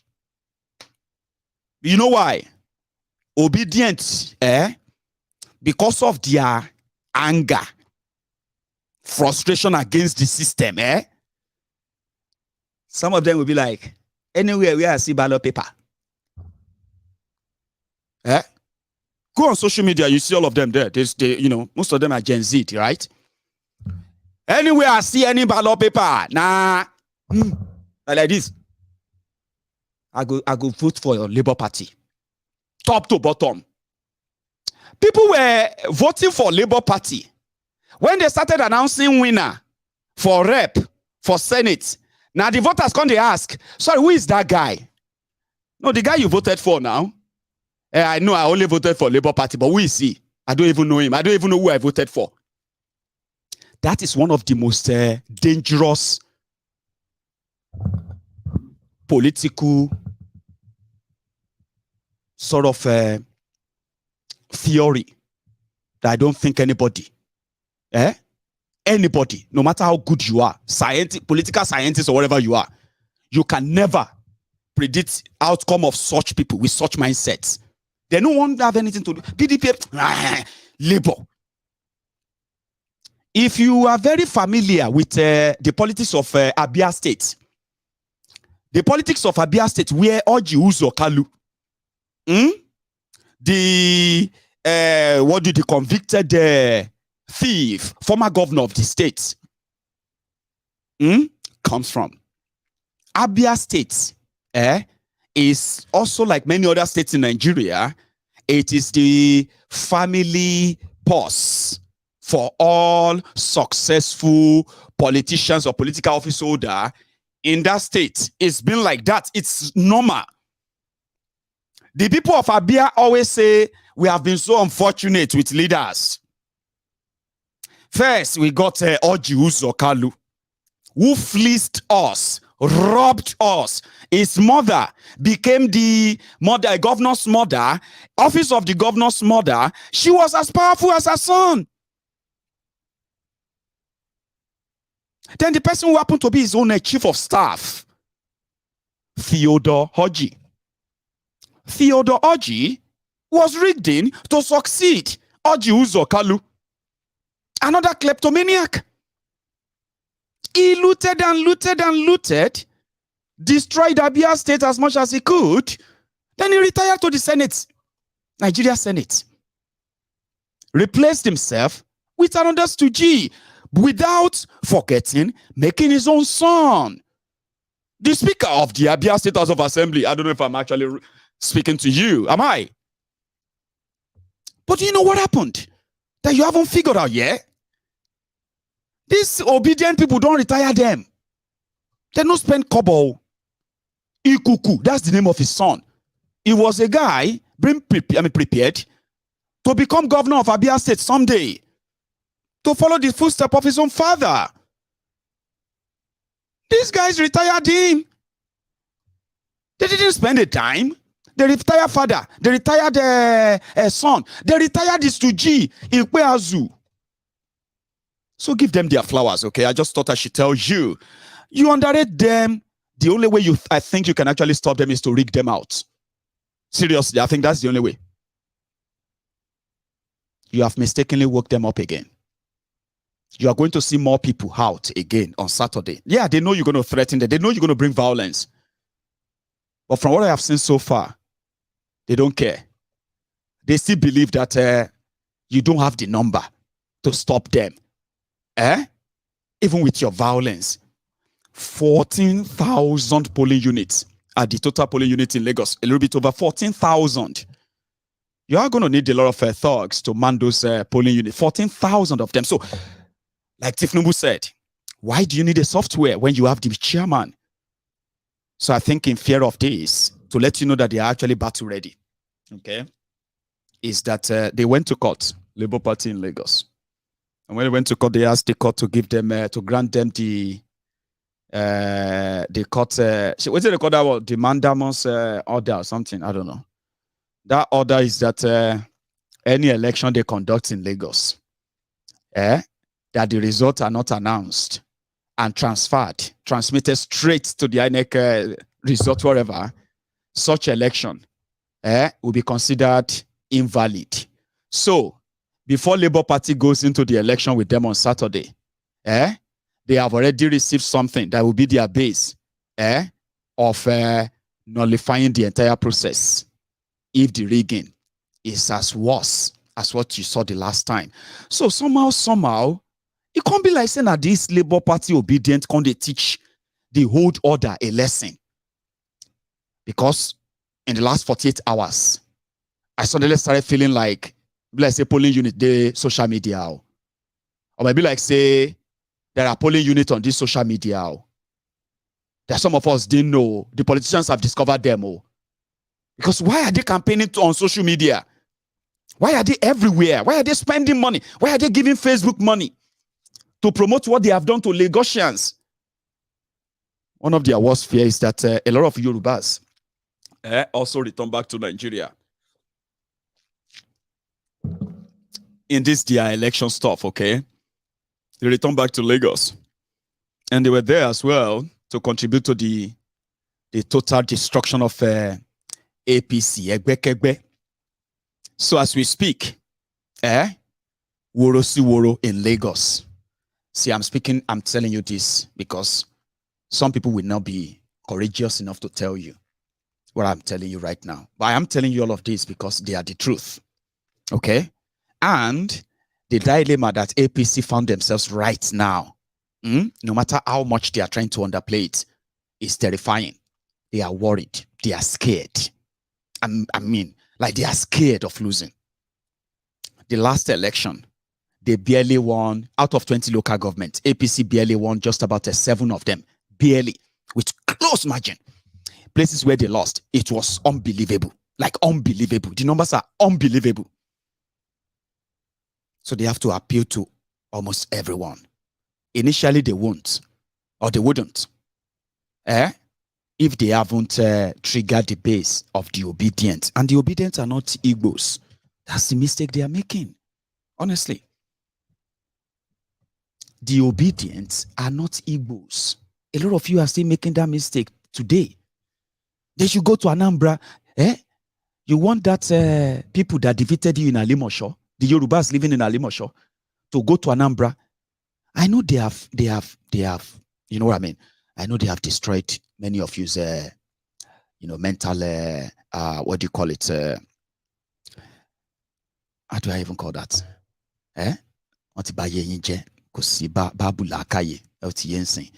A lot of you are reacting based on the fear of what will happen to your stomach if there is no free money anymore.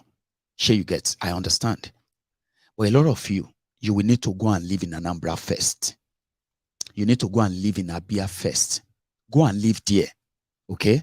Like the non-Yorubas who have been in Lagos for 40 years, 50 years, 30 years.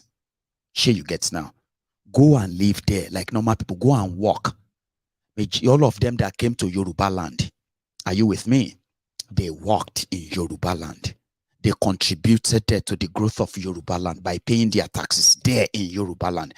A lot of you agberos, freeloaders, jobless, miseducated demorons, home and abroad. Share you get, you are never productive. You had nothing tangible, okay, to the development of Yoruba land. You are takers, okay? Majority of you are just takers, freeloaders, like your politicians and the rest. But if you really want to test life, you need to leave Yoruba land, okay? Some of us, we left Yoruba land to start afresh from far, far different places. A lot of us have succeeded as Yorubas, very, very successful in lands that are far away from Yoruba land. A lot of you need such education too. Go and live in Igbo land. They don't allow anybody to live there. That is somebody who cannot even afford ordinary transport money to go and see and meet his own success. Majority of you have been so disenfranchised economically, right? That you cannot even afford to pay Okada that will take you to where your success lies. You have been demoralized. You have been destroyed psychologically. Go and live there 30 years, 40 years. Raise your family there. Work like every other people. Yorubas who are living there with their families, they are embarrassed on your behalf. Where you sit down inside that your Isale Koto, inside your shit hole, what do you call it? Different face me, I slap you, abode that they locked you into. A wretched communities that they have created for so many of you. The Yorubas who left Yoruba land, who are making headway in different parts of Nigeria, they are embarrassed on your behalf. You jobless, lazy clowns. Trust me, we are embarrassed. Because a lot of you have never left Yoruba land. You won't anyway. Because you are not actually made for that, are you? You are not made to work hard. Work for your money. Start afresh. Do right thing. Follow the law. A lot of you are going to be so alien to them, aren't you? But ask those who have left. Those who left. We are successful. I'm happy. I'm very, very happy with what I've done with myself. When you go to the eastern part of Nigeria, you will see your brothers and sisters speaking Igbo, doing their own business here and there, running their businesses here and there, sending money back to Yoruba land to pay for some of you clowns, ignorant clowns, shouting, they want to take over our land. They want to come and take Yoruba land. You need to go out and get yourself some education. The politicians that are saying that to you, they know why they are saying that to you. They need to keep you in that darkness. But if you really want people not to participate in any election in Yoruba land, which is actually impossible, even if Yoruba nation comes, okay, there are different pathways to citizenship. Your uncles and aunties, they were not born in America. They were not born in UK. But the United Kingdom government and the people, they have a process they call the pathway to citizenship. You want to be a citizen of the UK, you want to be British? This is how you have to become one. And once you become a British, every right that every British has is what you have. And that is why you will see somebody who was never born in the UK, running for office, contesting for position against somebody who was born in the UK, still defeating them. You know why? Insane countries, okay? There are pathways to citizenship. You can become a citizen of any country by marriage. Well, start with by birth, by marriage, and ordinarily by ancestral lineage. And everybody they call citizen in any country, right, will have the right of the same people in that country. That's what we call. That is what is called equity and justice. Yolori Bruku, you are celebrating Yorubas who are running for offices in Canada, winning elections in America, being appointed into high offices in the UK. You are Shiris. You are calling yourself one Nigeria. But yet, because Hausa, Fulani, Abiyigbo, and the rest of them are running for office, or they are also participating in your electoral process. If you don't want that, then you should automatically support a Yoruba nation. You know, if you have your country, I mean, the way you are kind of thinking it, right? We can create a Yoruba nation that is going to be xenophobic, that is going to be racist, that is going to be hostile to visitors. Guess what? If you check our history, none of this is in any way related to the Yorubas. We are the most accommodating. We are the most peaceful. We are the most loving people enough that we don't actually feel jealous of the success of others, because we believe that in their success is our success. We share in all of this. We build communities comprising of people of different backgrounds until this miscreant started shouting because of election. Igbo this, Yoruba that. If you want the Igbos and everybody out of Yoruba land to start with, which is impossible, okay, it's absolutely impossible. In case if you don't know, there will never be a racist Yoruba nation. Do you know that? But you can't claim to be one Nigeria, and then one Nigeria on one hand. On the other hand, go back to where you come from. Go back to your region. Can anybody come and contest election in your region? Can something? Politicians are saying this to you. You are repeating them. Meanwhile, they are using you for the temporary whatever they want to get. Once they are done, once they get what they want, they abandon you. Then you would have to actually figure out your life for the next 4 years, even if you have to go and work for Shinedu, because you need to pay your rent too. You can't deny that. You won't say, oh, I hate the Igbos, so I even wanted them to leave Lagos. But once the politics is over, your life go back to what it used to be. Then your survival lies with what? With those who are around you. Then you won't remember that the Igbos should leave. We know your game. We know all of that. The point here is this: a lot of us are embarrassed, and that is why I wish all of you can actually come out. Don't threaten people, okay? That didn't work, okay? Don't unleash violence on people. That also didn't work. You need to come out in your large numbers if you indeed have benefited from Lagos. For 24 years, so many of you have benefited from AD, AC, ACN, and now APC. A lot of you are waiting for your turn, and that is why you defend anything about APC. But let's be honest, okay? You need to leave. Do you see the people that you call the 4 people tweeting in a room? They are now your threat, which means you have to leave that room where you are also doing whatever. Carry your PVC. Go and vote for Sanwoolu. Now your vote will really count, not your threats. And look at this.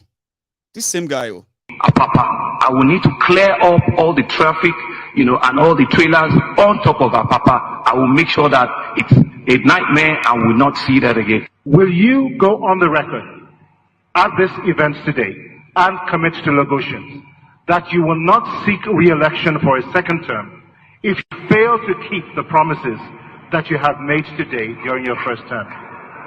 Mr. Sanwoolu? I clearly know that what is on the ballot is a 4-year tenure, and I'm not going to say that I'm interested in an 8-year. If all of the promises are put here today, I do not fulfill them for one reason or the other, I don't think I would deserve to come back again. Thank you. Sorry, somebody said they were supposed to be learning from me every day, and then that they should be learning social manners from me.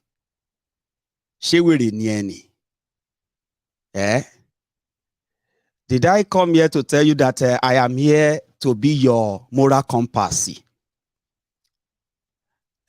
Somebody that is going to be politically correct. If you want to learn anything social from me, you have to be first, you have to be honest with yourselves. Okay? When I talk about criminals and you are shiiris that are also supporting them, because you actually probably don't even know the damages you are causing. It's your choice, okay? You should, and I mean, it's yours, honestly, no doubt. But show shiirini, that you want me to what? Sound nice when I'm talking about the atrocities of the rogues. that are doing everything to keep us so divided with different bile messages that are even sad to see. So if I am talking to them, show shireni. Talo so go learn social learning from social learning from who? I learn social learning from me. I don't want that kind of social learning. I know they do political correctness. So no they feel somehow. We have to like but don't learn any social nonsense from me. And please, all of you watching me, don't let anybody in any way psycho control you. They have the way. They will say you no get respect. They will say you are proud. Are you with me? They will say what else again? All those are shearies. They will tell you that you can still deliver your message without being vulgar.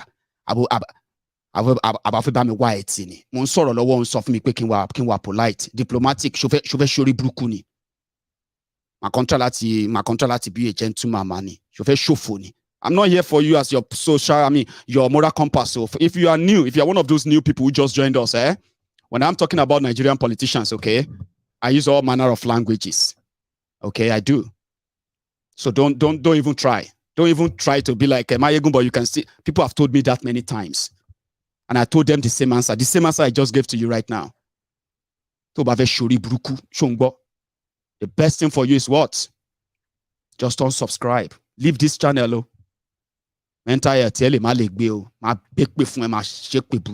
So, except if you are one of them, that's when you feel concerned. Don't learn anything from me. I'm not your moral compass. Are you with me? So yeah, that was their debate the last time. However, talking about dividing the people to cover up a lot of their shortcomings, okay? I wasn't expecting them to be this tribalistic and to be this divisive. I've seen enough, honestly. I've seen so much. And I'm actually so grateful to a lot of people who actually know me very well, that I've spoken against a lot of them. Not because I have any special interest in that, because I know that their election the election will be gone. They will be done with their elections and their whatever soon. But the leftover of the rhetorics, the division, the tribal slaw that these criminals are, in fact, planting everywhere today, they will remain with us. And unfortunately, they can turn around and say, I don't see.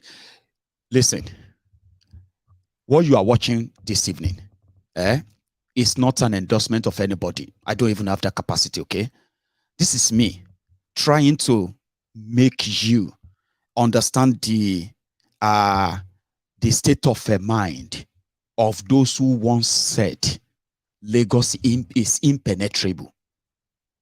They have so much skeleton buried until a new landlord goes into that place.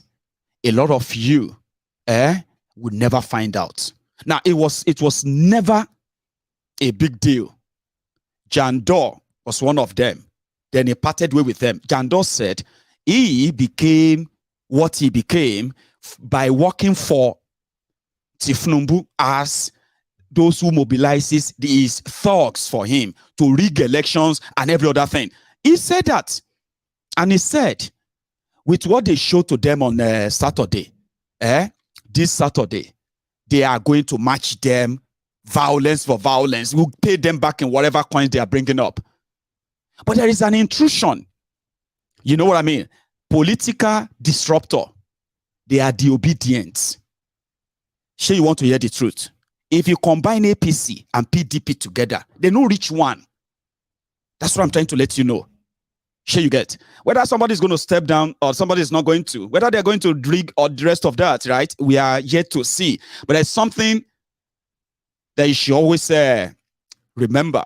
The reason why this hates, the reason why all these vile, divisive messages, tribal slaw and everything you are witnessing right now because of Lagos election, the reason why they are now increasing them to further polarize already polarized and divided their country, yeah, is because they are threatened by Lagos Obidients. Obidients are not Labour Party members. Don't mix them up. Remember that. So whether Jandor is going to have to smuggle himself as well to further deplete APC, but I can tell you this 100%. If they do their election in Lagos, the only people whose votes is not affected by whatever happens or will happen is going to be the Obidients. They are the real threats as we are talking right now. So don't worry yourself. Just pay attention, follow them, and at the same time, let's see who is going to shock who. Because as we speak, even in Kaduna, where El Rufai hails from, Kaduna, APC, Egbekegbe, got trounced. They lost all the Senate there to PDP. And they lost most of the House of Representatives seats there to Labour Party PDP as well. Now, they lost the presidential there to PDP. So they also, as we speak, even El Rufai is pleading, let everybody know whatever we have done wrong. In Hausa, goyon bayan da aka bamu shekarun nan da suka wuce don Allah a ninka a ba Sanata Obasani da Dr. Hadiza Sabo Balarabe domin abubuwan da muka fara na alheri su ci gaba. Kurakuran da muka yi kuma su gyara. Idan kuka kawo wani sabo da bai sani ba, kila kurakuran da muka yi sai sake yi. Idan an yi ma wani laifi, a ɗora min laifin. Kar a ɗora musu. Domin ni ne shugaba, ni ne laifin. A yi haƙuri, ina neman afuwa duk wanda aka yi ma laifi. Amma da Uba Sani da Dr. Hadiza Sabo Balarabe ba su da laifi. Laifin duka nawa ne. Amma ni na kusa tafiya. Saboda haka kada fushin wani ya sa fushi ya koma kan. In a nutshell, he's telling them there that they should forgive him. Forgive the deputy governor. That the Ubasani and his deputy as candidates of APC, they are not the ones who offended the Kaduna people. That he, El Rufai, is the one who offended the Kaduna people. That they should not pay Ubasani, they should not pay him, with the sin of El Rufai. Okay? Almost same thing. If you have to rig the way the whole thing is right now, you would have to do so much, and there's no way you can that you won't be exposed. Sure, you get like what you have in their presidential elections, right? Now take a look at this. Somebody had this to say: if Nigeria is not one, why not tell everybody to go their separate ways? Why are you pretending that Nigeria is one? And then the people are being gaslighted simply because they don't want to follow the old order. Take a listen to this. Same doctrine. They felt it was legitimately their turn. Unfortunately, the PDP failed to zone their presidency to the south by 2023. And this is why the PDP ship appears to have wrecked. This instance, a region that has done the same thing for every other part of this country since 1999 and in 24 years, cannot be faulted for voting for one of their own. At the time, they felt we have a legitimate right to ask for us to be included as the president of this country. And if you consider the fact that we fought it. So what I was saying is that, let's be realistic. If you say Nigeria is one country, okay? So even if you don't remember a lot of Nigeria history politically, from 1999, the only region that has been voting for all other regions and their candidates without shifting has been the Igbos. Chief Odimegwu Ojukwu ran for president of Nigeria the Igbos, they still ended up voting for Obasanjo. Shifodime Gojuku ran for the presidency of Nigeria then, you remember? So they voted Yaradua, they voted Obasanjo, they voted, who else? Jonathan. But at any point, there was never a time where they were hated more than when they failed to vote for Bokwari of APC. They became endangered species in Nigeria. They were targeted in their own commerce. Economically, they are targeted. Physically, they are targeted. And so many ways, they are always the target. If anything goes wrong with APC's, policy, they will look for an Igbo man to blame. So they are also going to be blamed for whatever happens in this 2023 charade. So if you feel that much about them, how about you actually support a referendum that allows the Igbos to go and form their own country? And don't always want the Igbos to go and form their own country when there is always elections. You know, when they have elections, they go and form your Biafra. But when there is no election, shoot all of them. They are shouting Biafra, Biafra. Shoot them, kill them, jail them. These stupid people, kill them. But whenever election is coming, go away, go and form your Biafra. We don't even want you. Go and form your Biafra. You confused, mad people. Very confused. To the point that they are calling this guy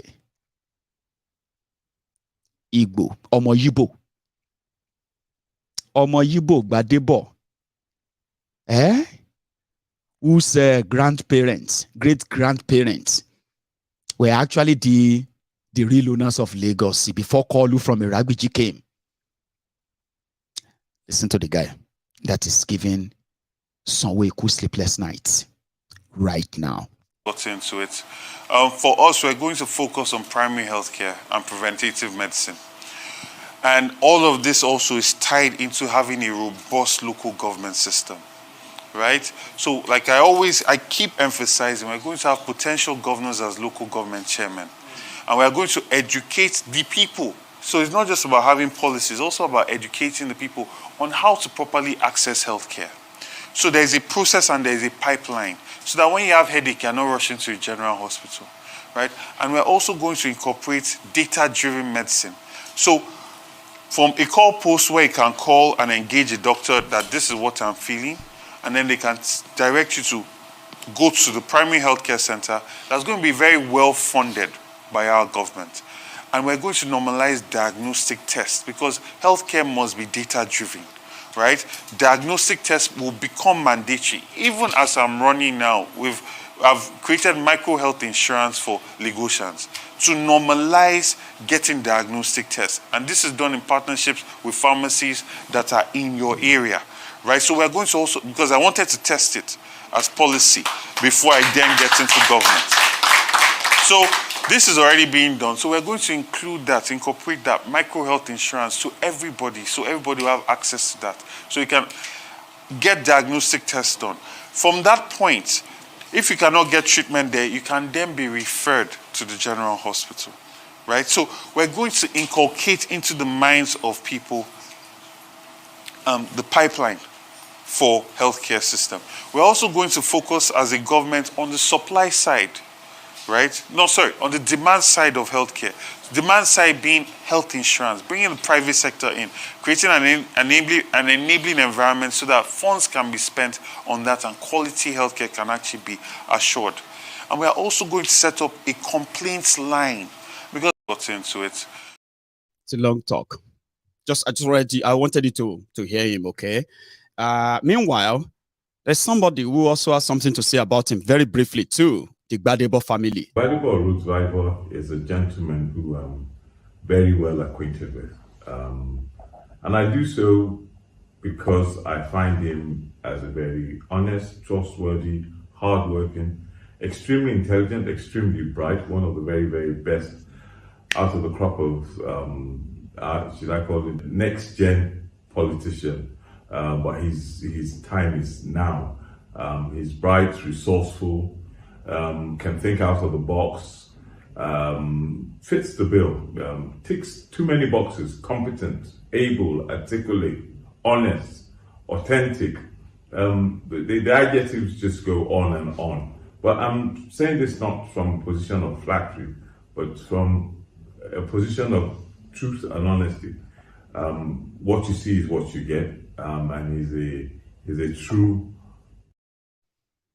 Because of horrible politics, there's nothing they haven't said about that guy, and they're not saying anything about him because it's probably like it doesn't fit in. Okay, they are not telling you why it's not fitting or it's not, you know what I mean, guys. They are destroying and demonizing. Demonizing him because his mama, his mother is Igbo. That is his sin. I've never seen horrible people as APC, Egbekegbe, like destroy your own because of the drug cartel controlled government that doesn't give a damn about you. You have no drinking water in the entire metropolis of Lagos State. And all that really, really scares you is that a Yoruba man as an Igbo mother, how pathetic can you actually be? As a Yoruba, how pathetic can you be? Your uncles and your aunties, and some of you too, you are living abroad. You are spewing horrible tribal gibberish through the social media, scaring and telling people that the Igbos are coming to take over their land because a Yoruba man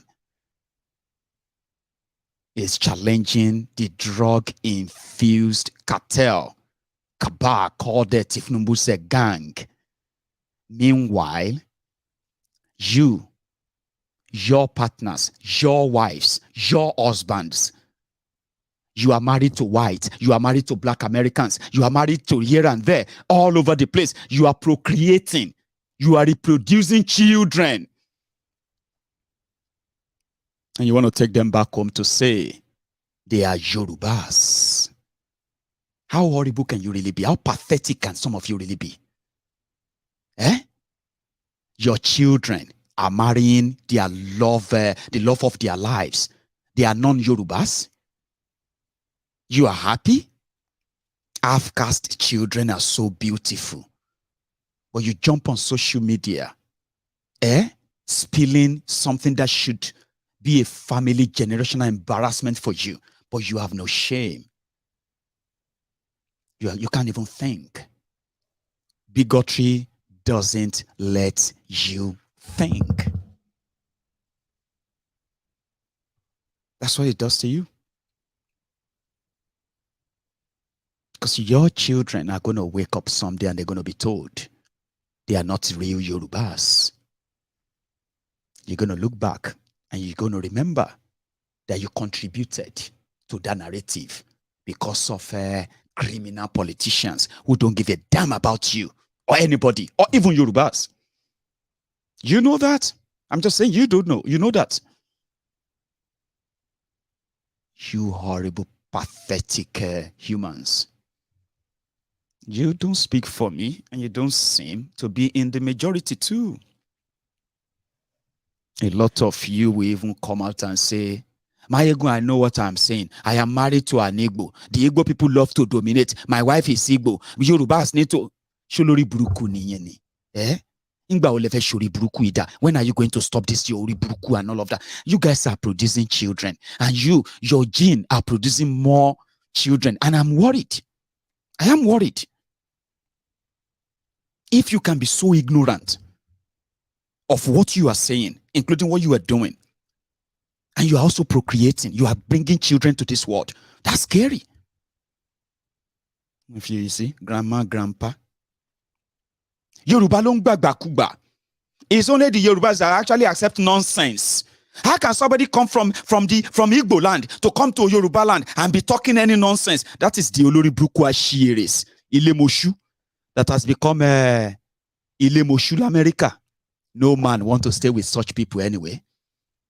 Àwọn Ilemoshu, àwọn wèrè, àwọn aláìlójútì. Yorubas are the ones accepting nonsense. Yorubas must fight back and make sure. Fight back and what? It's so sad, though. You guys are pathetic. And we need to let the rest of the world know. You don't speak for us. You don't represent us. You are a shame, an embarrassment. I wish there's something we can do, like abracadabra, and make all of you just disappear. And nobody will miss you.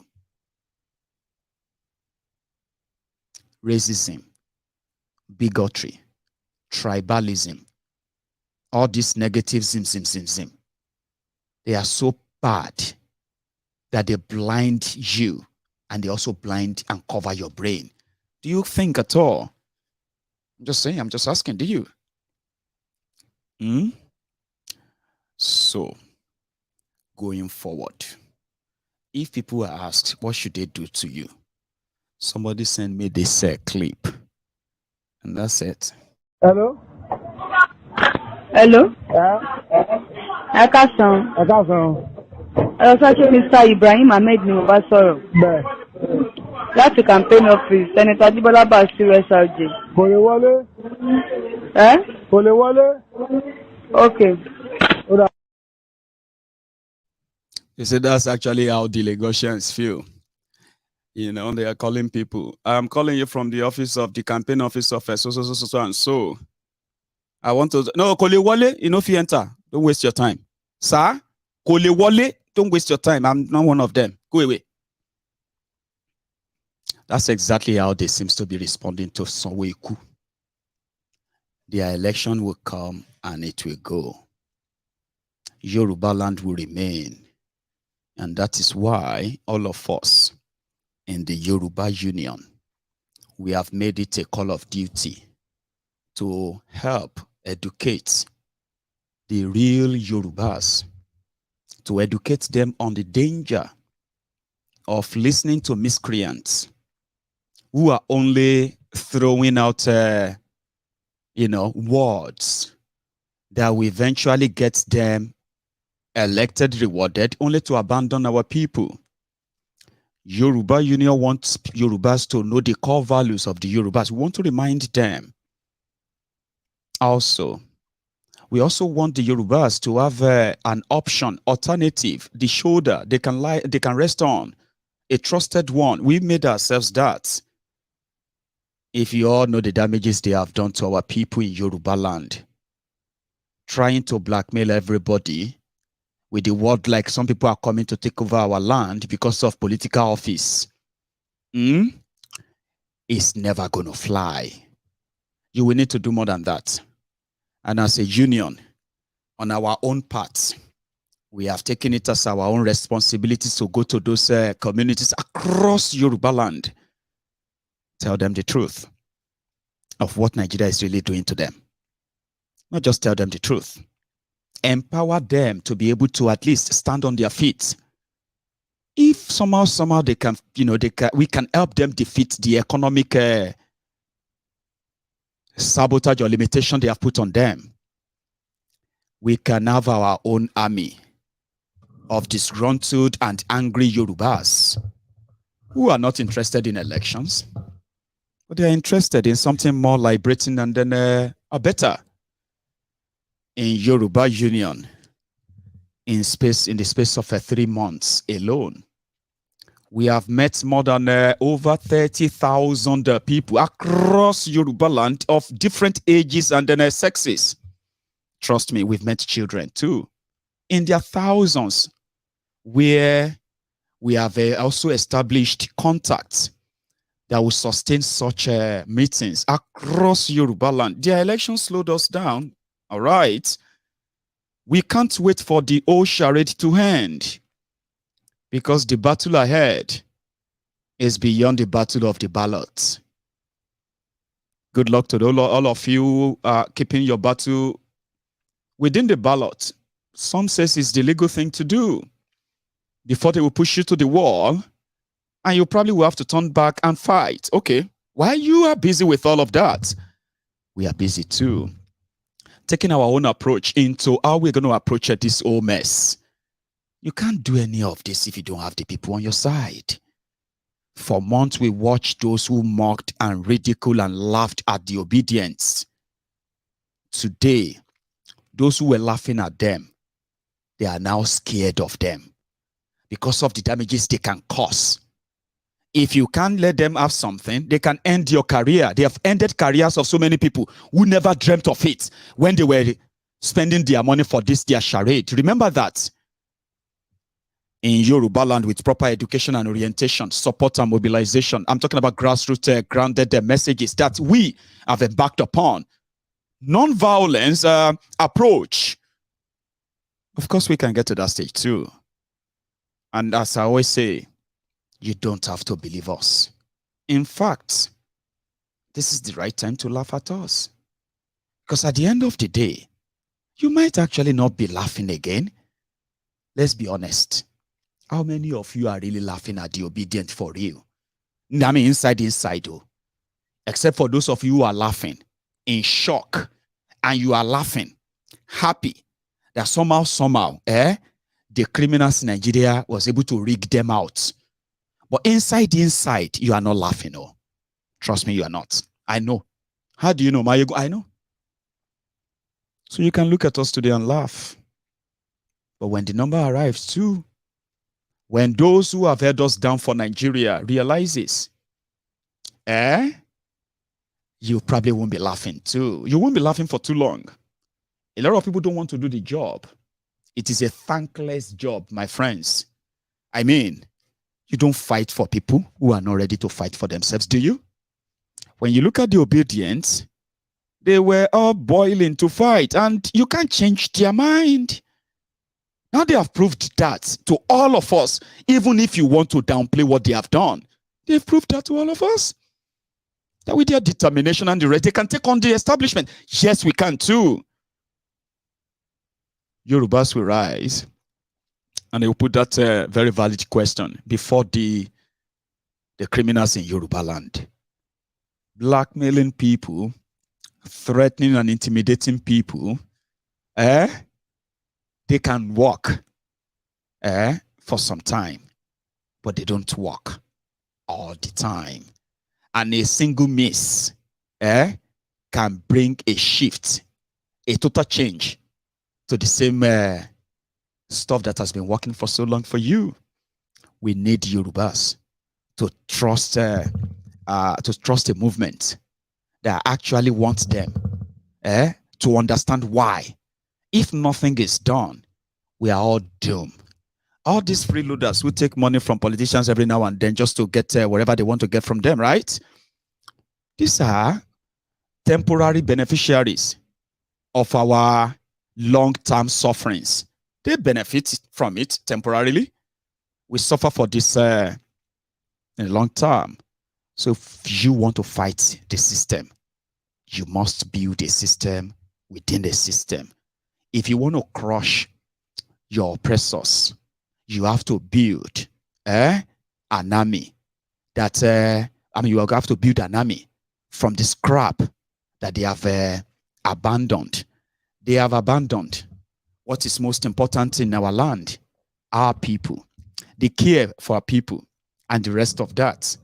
Nigeria is taking their attention and they are cashing out big time. But the point here is this, it won't be for long. I can see it, I can sense it, I can smell it. But wishing for it alone is never going to give it to us. That's why I appreciate everybody, every member of Yoruba Union. We are touching lives, we are changing lives, we are reaching out to the people that nobody wants to reach out to. We are building a community globally as well as at home. All of these are a way of saying one of these days, as Obidients are firing them from the front, we will likely end up even making it even worse for them, the politicians from Yoruba land. I mean, laugh. It may not be for too long. Right. I am thinking of taking calls, but the kind of calls I want to take is from the people from Lagos State. Okay. I want to see how many of you have bought into their propaganda yet. And it's quite engaging somehow, yeah? If you chip that in. But we only have about 30 minutes if I stay. Do you think I should take calls? I'll check. So if we do, we just probably have to take just one or two. Right, people are already there, dialing and the rest, okay? So I am going to, what do you call it? I'm going to take a little break, okay?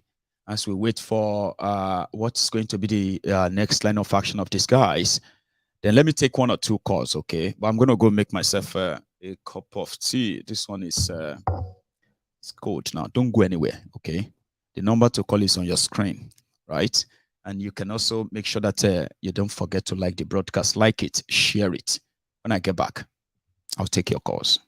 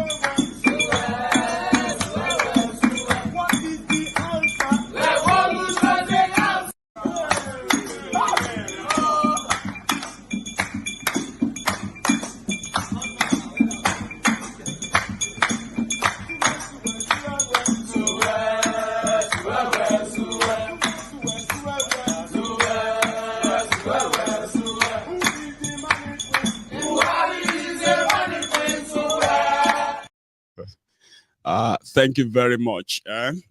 So I discovered that the main line was actually switched off. So I have put that back on now. So wait for a few seconds, okay, for it to come back up. And then, you know, I probably will be able to take a calls then, okay? So here we go. In a sec. So sorry if you're having an issue getting in. I'll tell you. Hang on. So it's like it's loading it up in a way. So back and forth. Hopefully, that will be us. Hello there.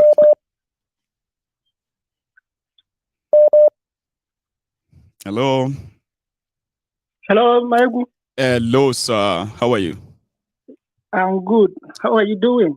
I am very well. Thanks for asking. And you are live, by the way.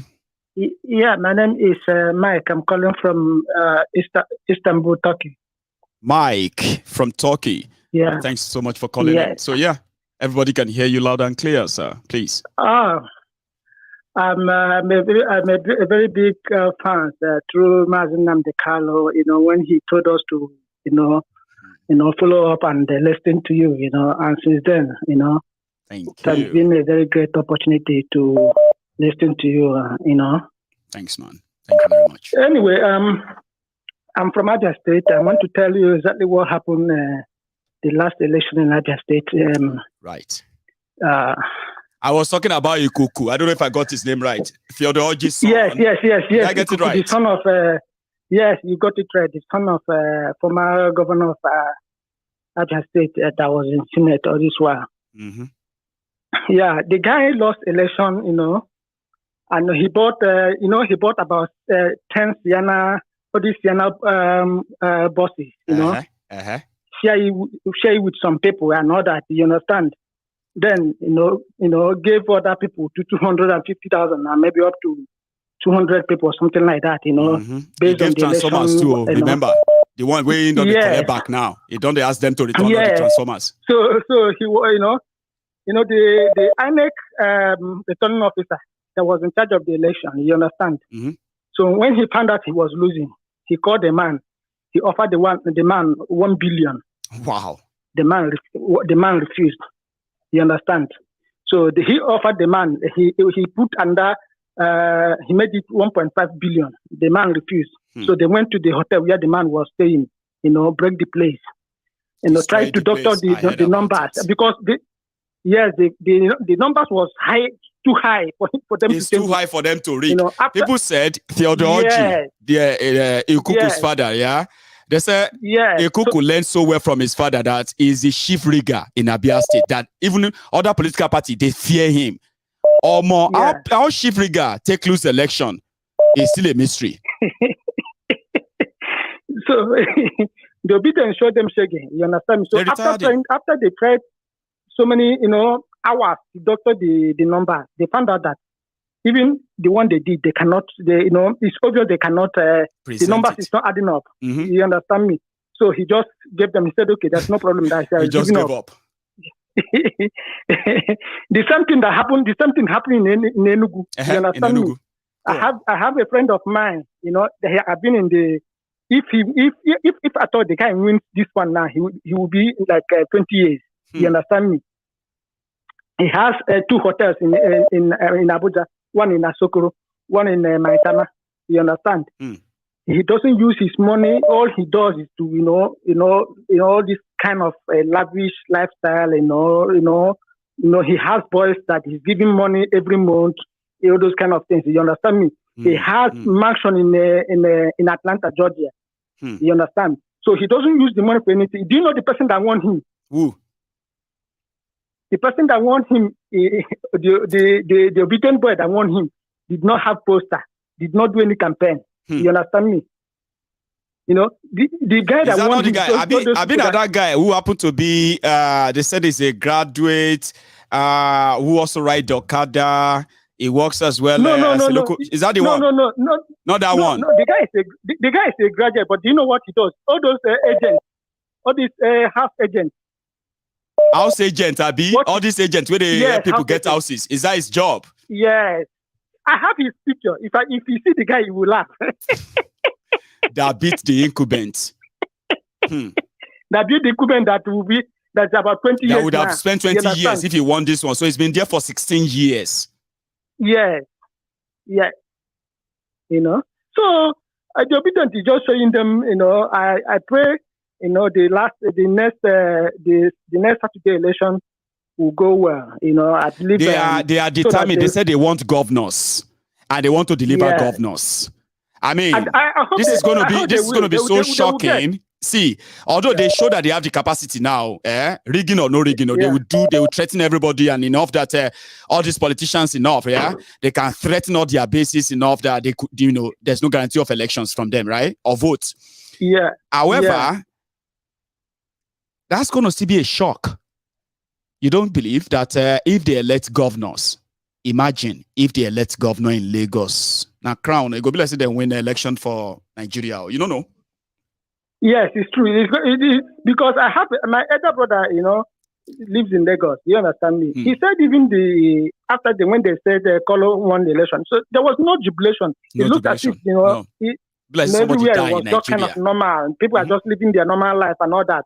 He told me that even the young Yorubas, you understand me, secretly. You understand me? Voting for Obidients. What do you mean secretly? They did it publicly. They didn't hide. Secretly. Yeah. Wait till me secret. Something that MC Oluemo, right? When they showed him what was going on in Oshodi, nobody told him to know that the Yorubas don't want them. They know categorically that those they are allowed to vote are mostly Yorubas. Okay? Yeah. And immediately they declare results. People are now celebrating the results in Oshodi. Can you believe that? There will be as one Oshodi, will be as 1 year or there. Yorubas are not hiding. Now, them, they deny us. They don't want the world to believe that Yorubas actually reject them. You don't get? Yeah. They want the narrative to look like Yorubas love them. Sure, you get? Yes. And the Yorubas that didn't like them, they did it secretly. Nobody is doing secret, though. Now, them, they deny. The Yorubas that are telling them face to face that people are saying it to their faces, Baba. I'm a leaning Lonnie. I tell you. Now them they deny. They go say now all this Igbo want to come. No, na denier stage then day. Brother, ma take another one How is talking, Baba? Meanwhile, condolences I don't even know what to greet you with surviving Tokyo. There's that is where they position themselves anyway. But my family lives in UK anyway. Oh, is it? I do come to UK once. Yes, my family lives in UK. That's brilliant, Baba. But maybe before this year, I'll finally come back to UK fully. And I hope I'll be lucky to see somebody like you face to face too. But again, Baba, thank you. Okay. All right. Let me take another one because of our time. Here we go. Hello there.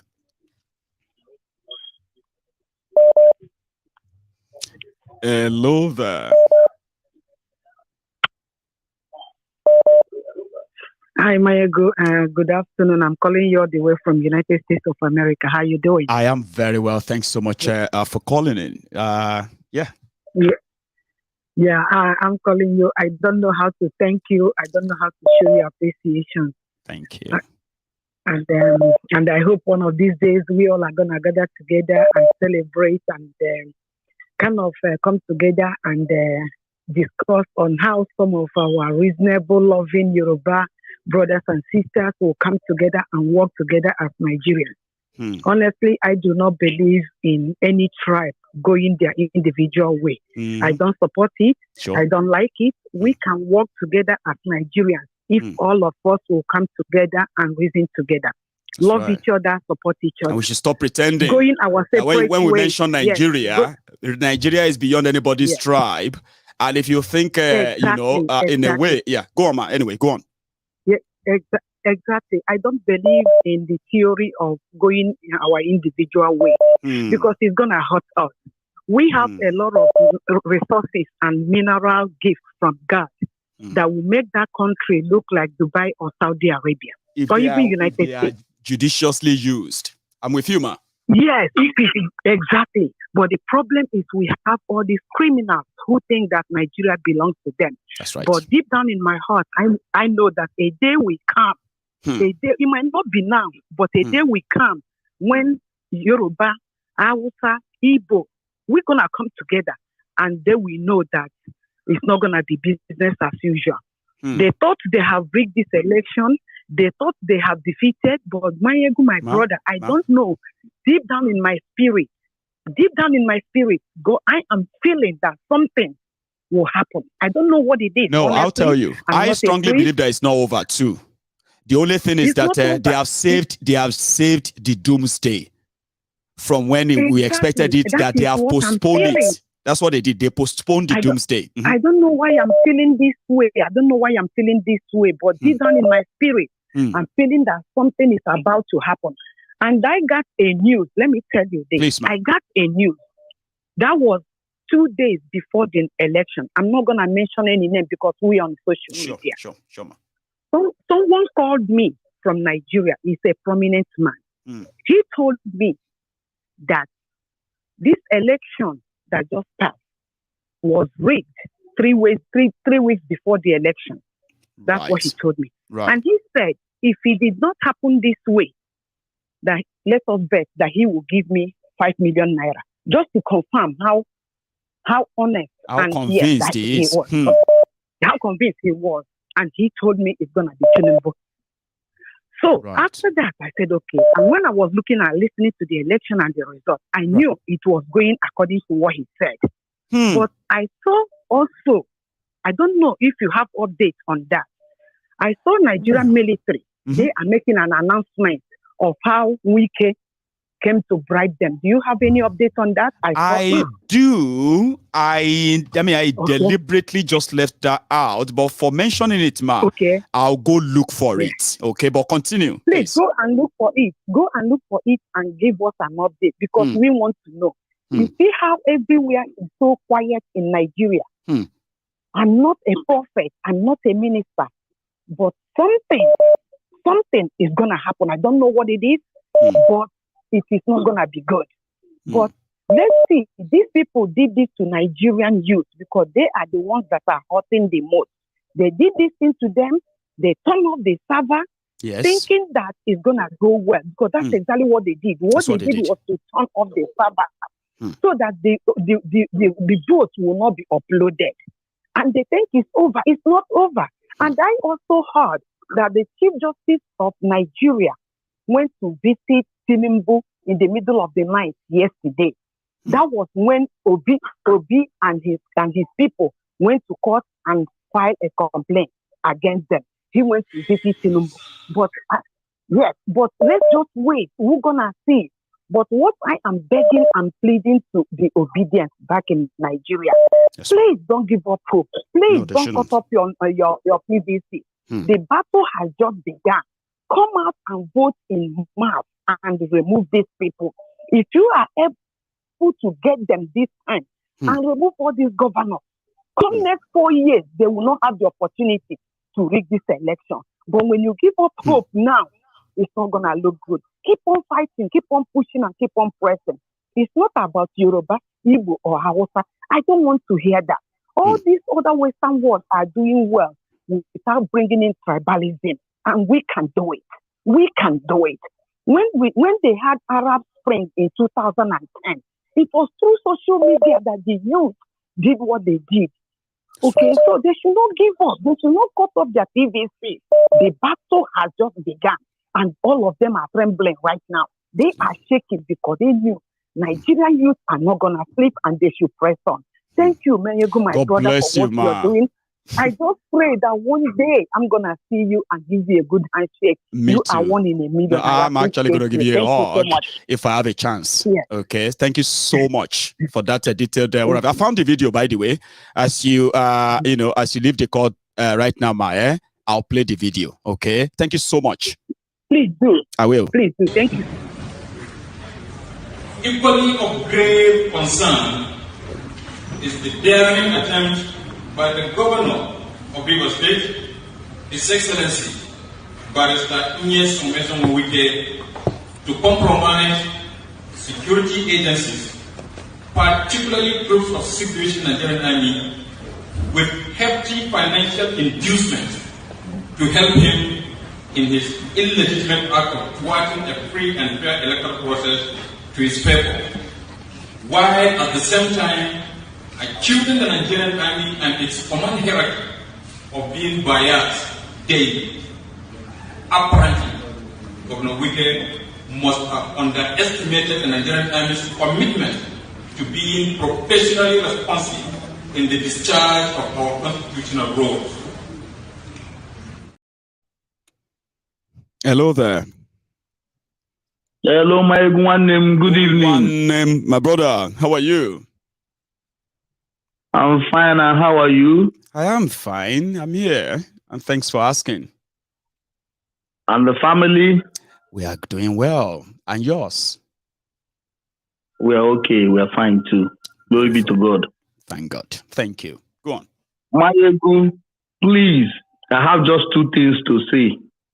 Quickly. Number one, let me say this thing now. I'm telling my Igbo people, they should not be deceived.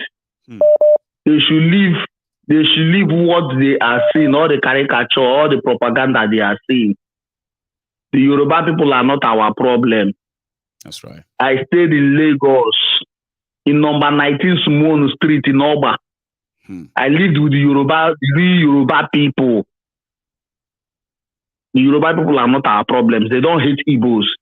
It's few ones that think, I don't know how to classify them or how to explain about them. I don't think, and they are not even the real Lagosians. That's the problem. The real Lagosians are nice people. They've probably never lived in Lagos, unfortunately.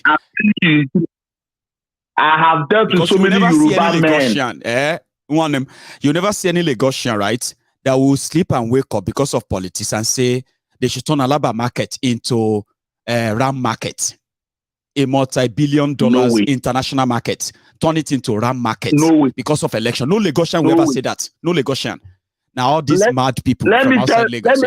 Let me tell my Igbo people now one secret they don't know. It's because most of us are in the East.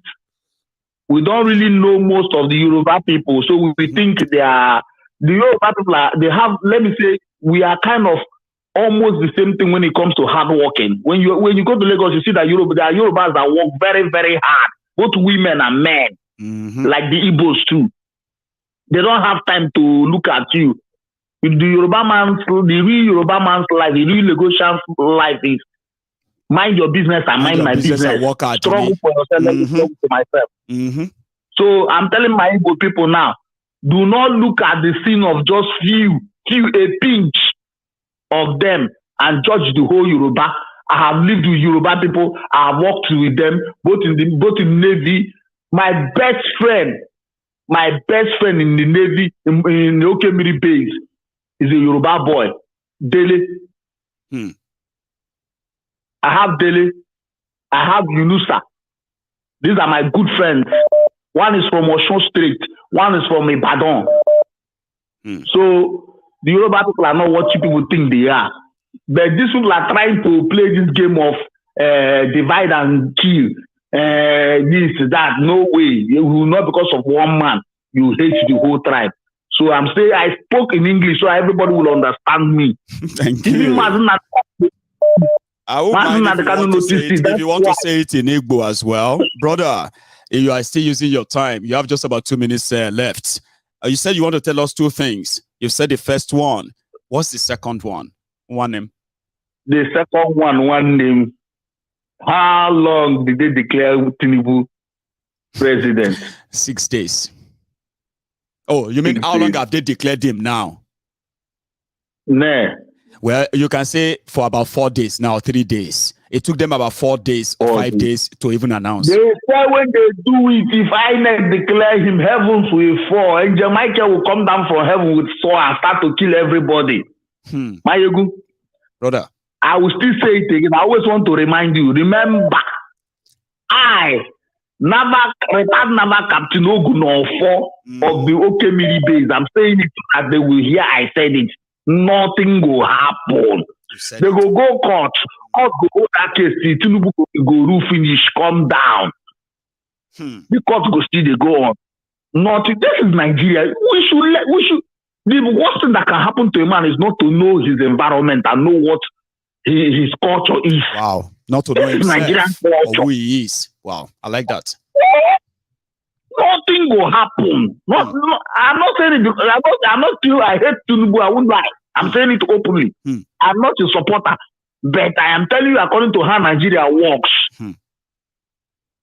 nothing will happen. Any man on power. Because it's not about him anymore.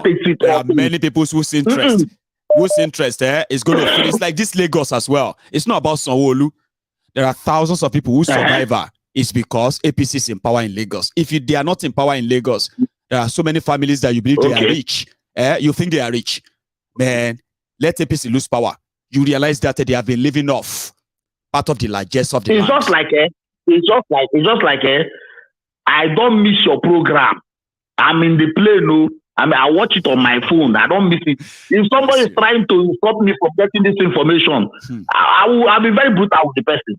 That's exactly how it is. There are people in Lagos, there are people in all over Nigeria that, even in Igbo land, that eat from Tinubu's pocket. They won't want that They won't want that to happen. You will realize that there are judges, there are justices inside that Supreme Court, that before they become justice of Supreme Court, they don't lick his ass one time or another in the last 25 years. It go shock some people. And they have no shame. See, you will think, some will say, they just disgrace their profession of 25. They don't care. They don't care. It's about power. You know how many appraisers? You know how many appraisers Tinubu don't give to most of the people? Bankers, lawyers, doctors, to go get better position, better those job. Are the people that are going to try and keep him in that power. So when you are thinking of dislodging him, those are the people you should think of. Tinubu has no capacity of rigging election. He paid people who can rig it. Now they have done that. Sure, you get. It will pay people too to keep it that way. But if you know how to do it, please shock us. What money cannot do? More money will do it. More money can do it. Let me take another call. Let me take another one. So I have another caller. Without sounding a little bit discouraging, okay? It's just facts from fiction, okay? Hello there. Hello.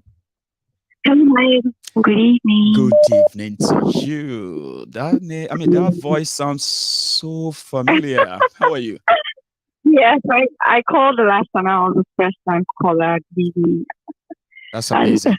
I'm glad you made it tonight. Okay. You know something, right? I've got people who are supposed to be my, close people on this platform, okay? Who actually went on to tell people that I always select the numbers I pick. Right? Oh my God! So, and I'm like, I won't fear. Yeah, I won't fear. That is.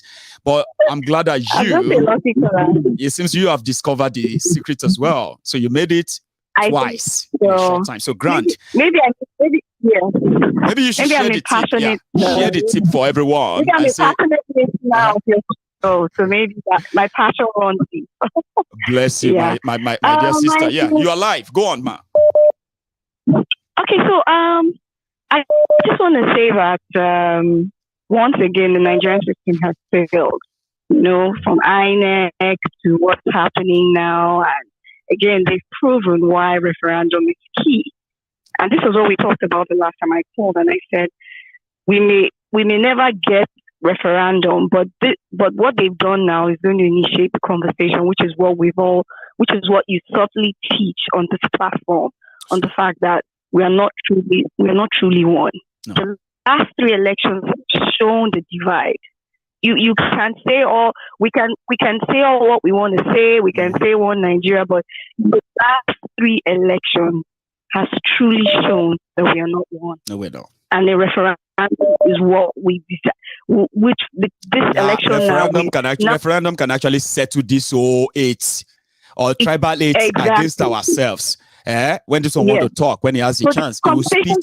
You know, a lot of people we're not very invested in IPOM and all these small groups now, because they've always had that dream of having the one Nigeria. Yes. But the last 3 elections have clearly shown that you're not welcomed in leadership in that country. No. You can be a citizen, yes. You can't be a Nigerian. You can have a green passport. But when it comes to the ultimate leadership at the very top, you cannot. Even before look at the time before Jonathan was given that position. Did you see what he had to go through? He went through. I know. I mean, let's even go back to that timing that a year ago had died. His wife seized his body in Saudi Arabia. It took the whole international community to talk hard to bring that body back. Jonathan had to. I mean, the rigors. The vice president is not seeing the president for weeks. Exactly. For weeks.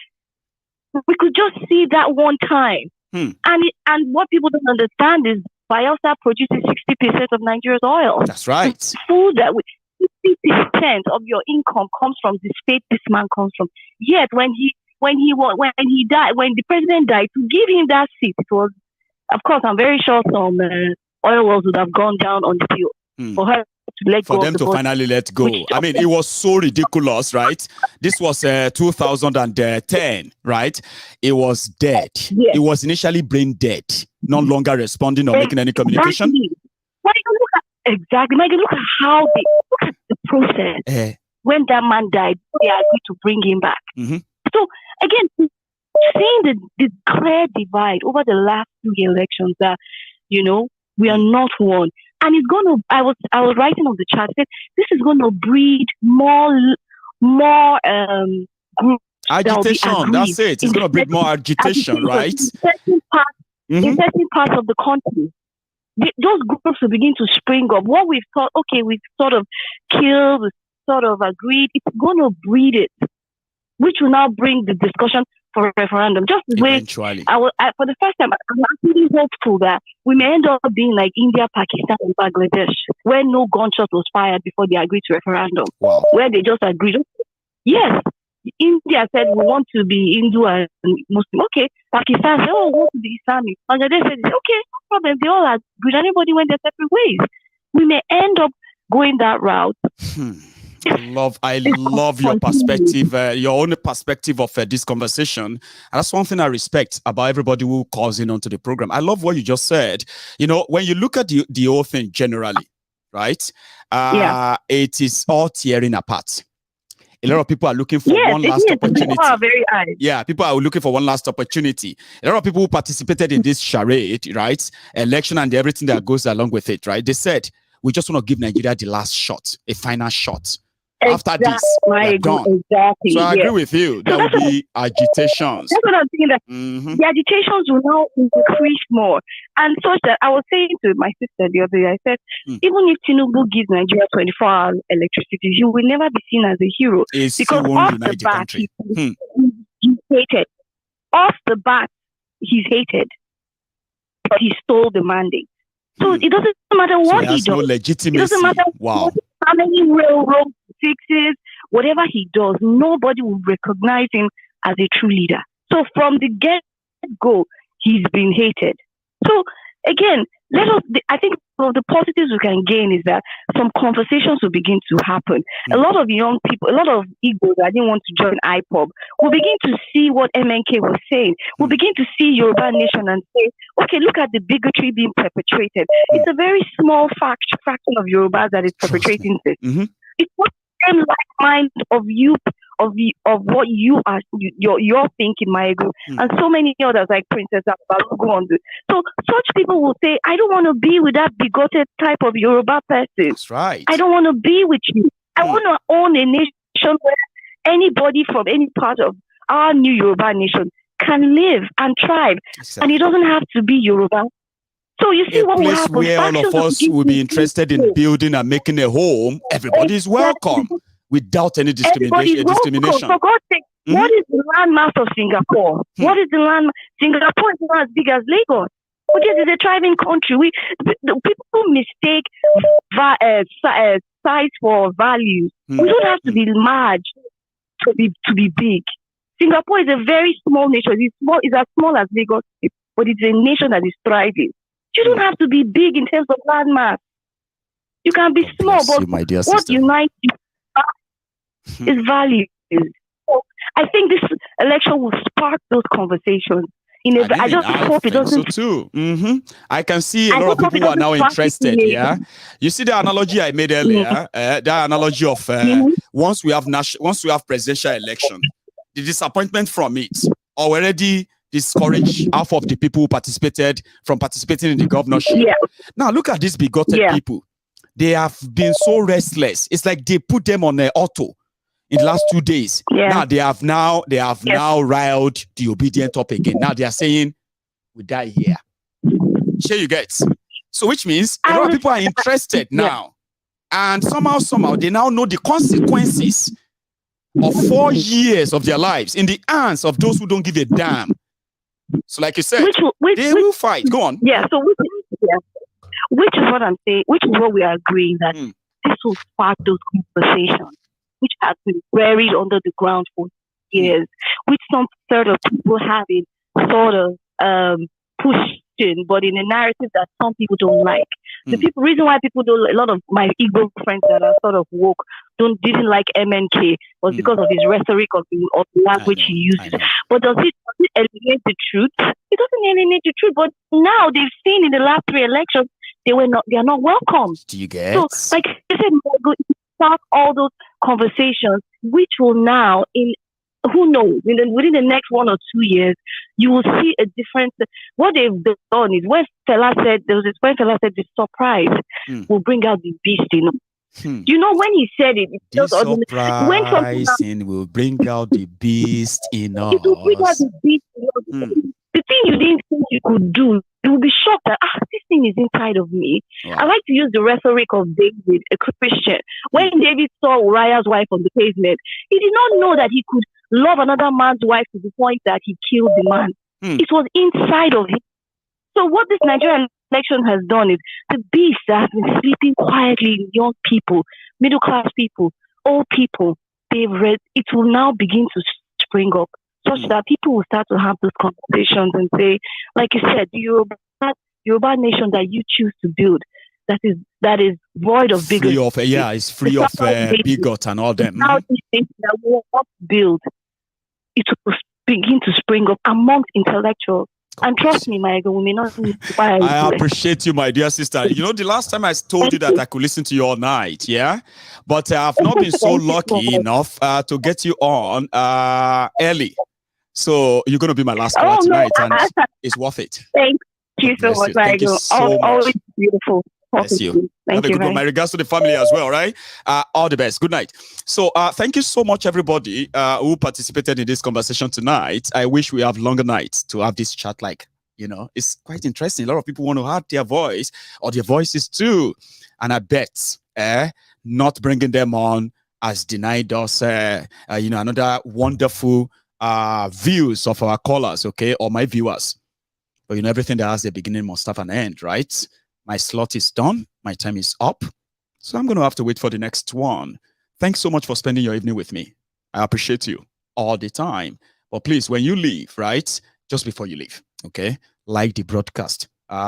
Subscribe if you haven't, all right? I'm going to see you some other time. Until then, please stay safe, okay? Please. Good night.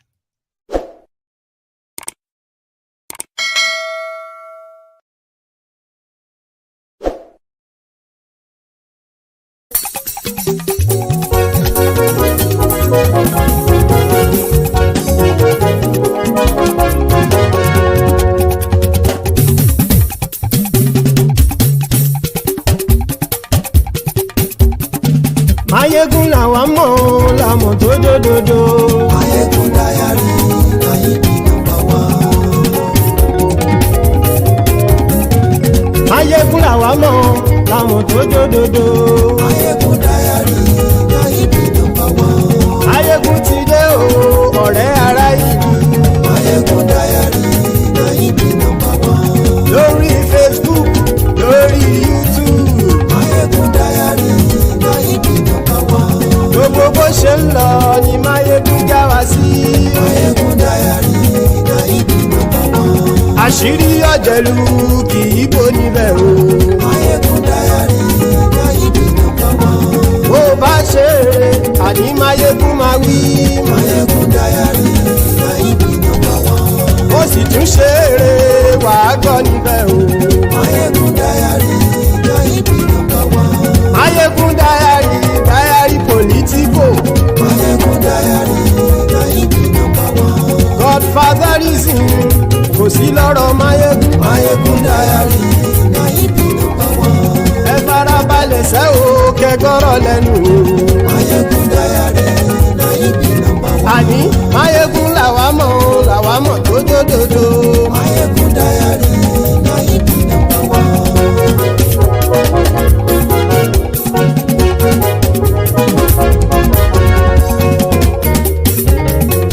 Àní ẹ̀sùn ra kì í. Mayegun ti dé. Máyégún ti dé. Ọ̀jẹ̀lú ẹ̀sùn làkì. Máyégún ti dé. Àní ẹ̀sùn làkì. Máyégún ti dé. Lórí Facebook. Máyégún ti dé. Àní ẹ̀sùn làkì. Máyégún ti dé. Lórí YouTube. Máyégún ti dé. Àní ẹ̀sùn làkì. Máyégún ti dé. Bọ́ bàbá gbé wúrẹ́. Máyégún máa wí. Àní ẹ̀sùn làkì. Máyégún ti dé. Bíjó ìgbádìyẹ. Máyégún máa wí. Àní ẹ̀sùn làkì. Máyégún ti dé. Bí pẹ̀sìdó bá rúfin o. Máyégún máa wí. Àní ẹ̀sùn làkì. Máyégún ti dé. Bí gómìnà kówó jẹ. Máyégún máa wí. Àní ẹ̀sùn làkì. Máyégún ti dé. Ọlọ́pàá tí ń darí bá. Máyégún máa wí. Àní ẹ̀sùn làkì. Máyégún ti dé. Aṣòfin tí ń rúfin o. Máyégún máa wí. Àní ẹ̀sùn làkì. Máyégún ti dé. Òpùrọ́ olóṣèlú. Máyégún máa wí. Àní ẹ̀sùn làkì. Máyégún ti dé. Ọ̀jẹ̀lú ẹ̀sùn làkì. Máyégún ti dé. Àní ẹ̀sùn làkì. Máyégún ti dé.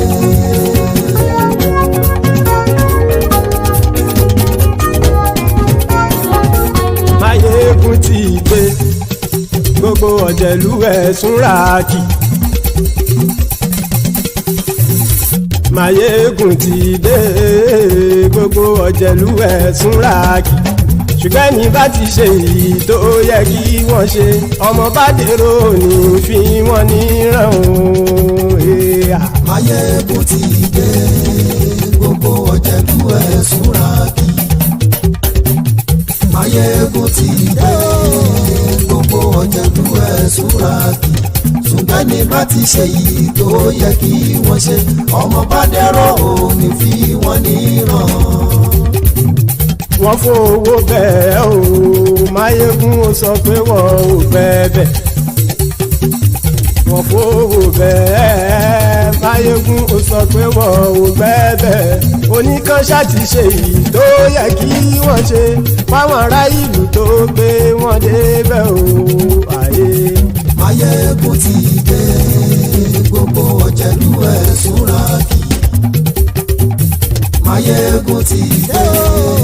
Gbogbo ọ̀jẹ̀lú ẹ̀sùn làkì. Ṣùgbọ́n ní bá ti ṣe yìí tó yẹ kí wọ́n ṣe, ọmọ bá dẹ́rọ̀ ò ní fi wọ́n níran. Kì máa yí ṣeré, ọ̀rọ̀ yìí kì í ṣẹ̀fẹ̀. Kì máa yí ṣeré, ọ̀rọ̀ yìí kì í ṣẹ̀fẹ̀. Ẹni bá ti lè lẹ́bọ̀ lẹ́rù o, ọmọ bá dèrò kàṣà ìtú wọn síta. Máyégún ti dé. Gbogbo ọ̀jẹ̀lú ẹ̀sùn làkì. Máyégún ti dé. Gbogbo ọ̀jẹ̀lú ẹ̀sùn làkì. Ṣùgbọ́n ní bá ti ṣe yìí tó yẹ kí wọ́n ṣe, ọmọ bá dẹ́rọ̀ ò ní fi wọ́n níran. Tẹnitẹni ọmọ Máyégún ọ̀rẹ́ ara ìlú mọ̀mọ́ ni mo fọlọ́run ṣọ́ ẹ̀ bá kìlẹ́bù. Lóòótọ́ olódodo ìlú ọ̀tá ìlú mọ̀mọ́ ni ìwọ ṣá máa ń ṣọ́ra kò sì mọ́ bẹ̀rù. Bọ́tà ń lérí bóníṣègùn lé káwọn mọ̀mọ́ fi ṣera wọn ni ó ti dẹrùn tí wọn ò gbọ́dọ̀ sì mọ́ bẹ̀. Èèpo ọ̀gọ̀ lọmọ bá dérò tàjẹ́ ò gbọ́dọ̀ jẹ́. Ó ti dọba lórí àbínú ẹni kò sì mọ́ bùyà. Àìsíwọ̀lú ní ẹnìkẹ́ ìgbódì ẹyin lábàrá o. Ó kó ẹni tó bá dán o àkàmù. Máyégún ti dé. Gbogbo ọ̀jẹ̀lú ẹ̀sùn làkì. Máyégún ti dé. Gbogbo ọ̀jẹ̀lú ẹ̀sùn làkì o. Ẹni bá ti ṣe yìí tó yẹ kí wọ́n ṣe, ọmọ bá dèrò òní fi wọ́n níran o. Máyégún ti dé. Gbogbo ọ̀jẹ̀lú ẹ̀sùn làkì. Máyégún ti dé. Gbogbo ọ̀jẹ̀lú ẹ̀sùn làkì. Ṣùgbọ́n ní bá ti ṣe yìí tó yẹ kí wọ́n ṣe, ọmọ bá dẹ́rọ̀ ò ní fi wọ́n níran.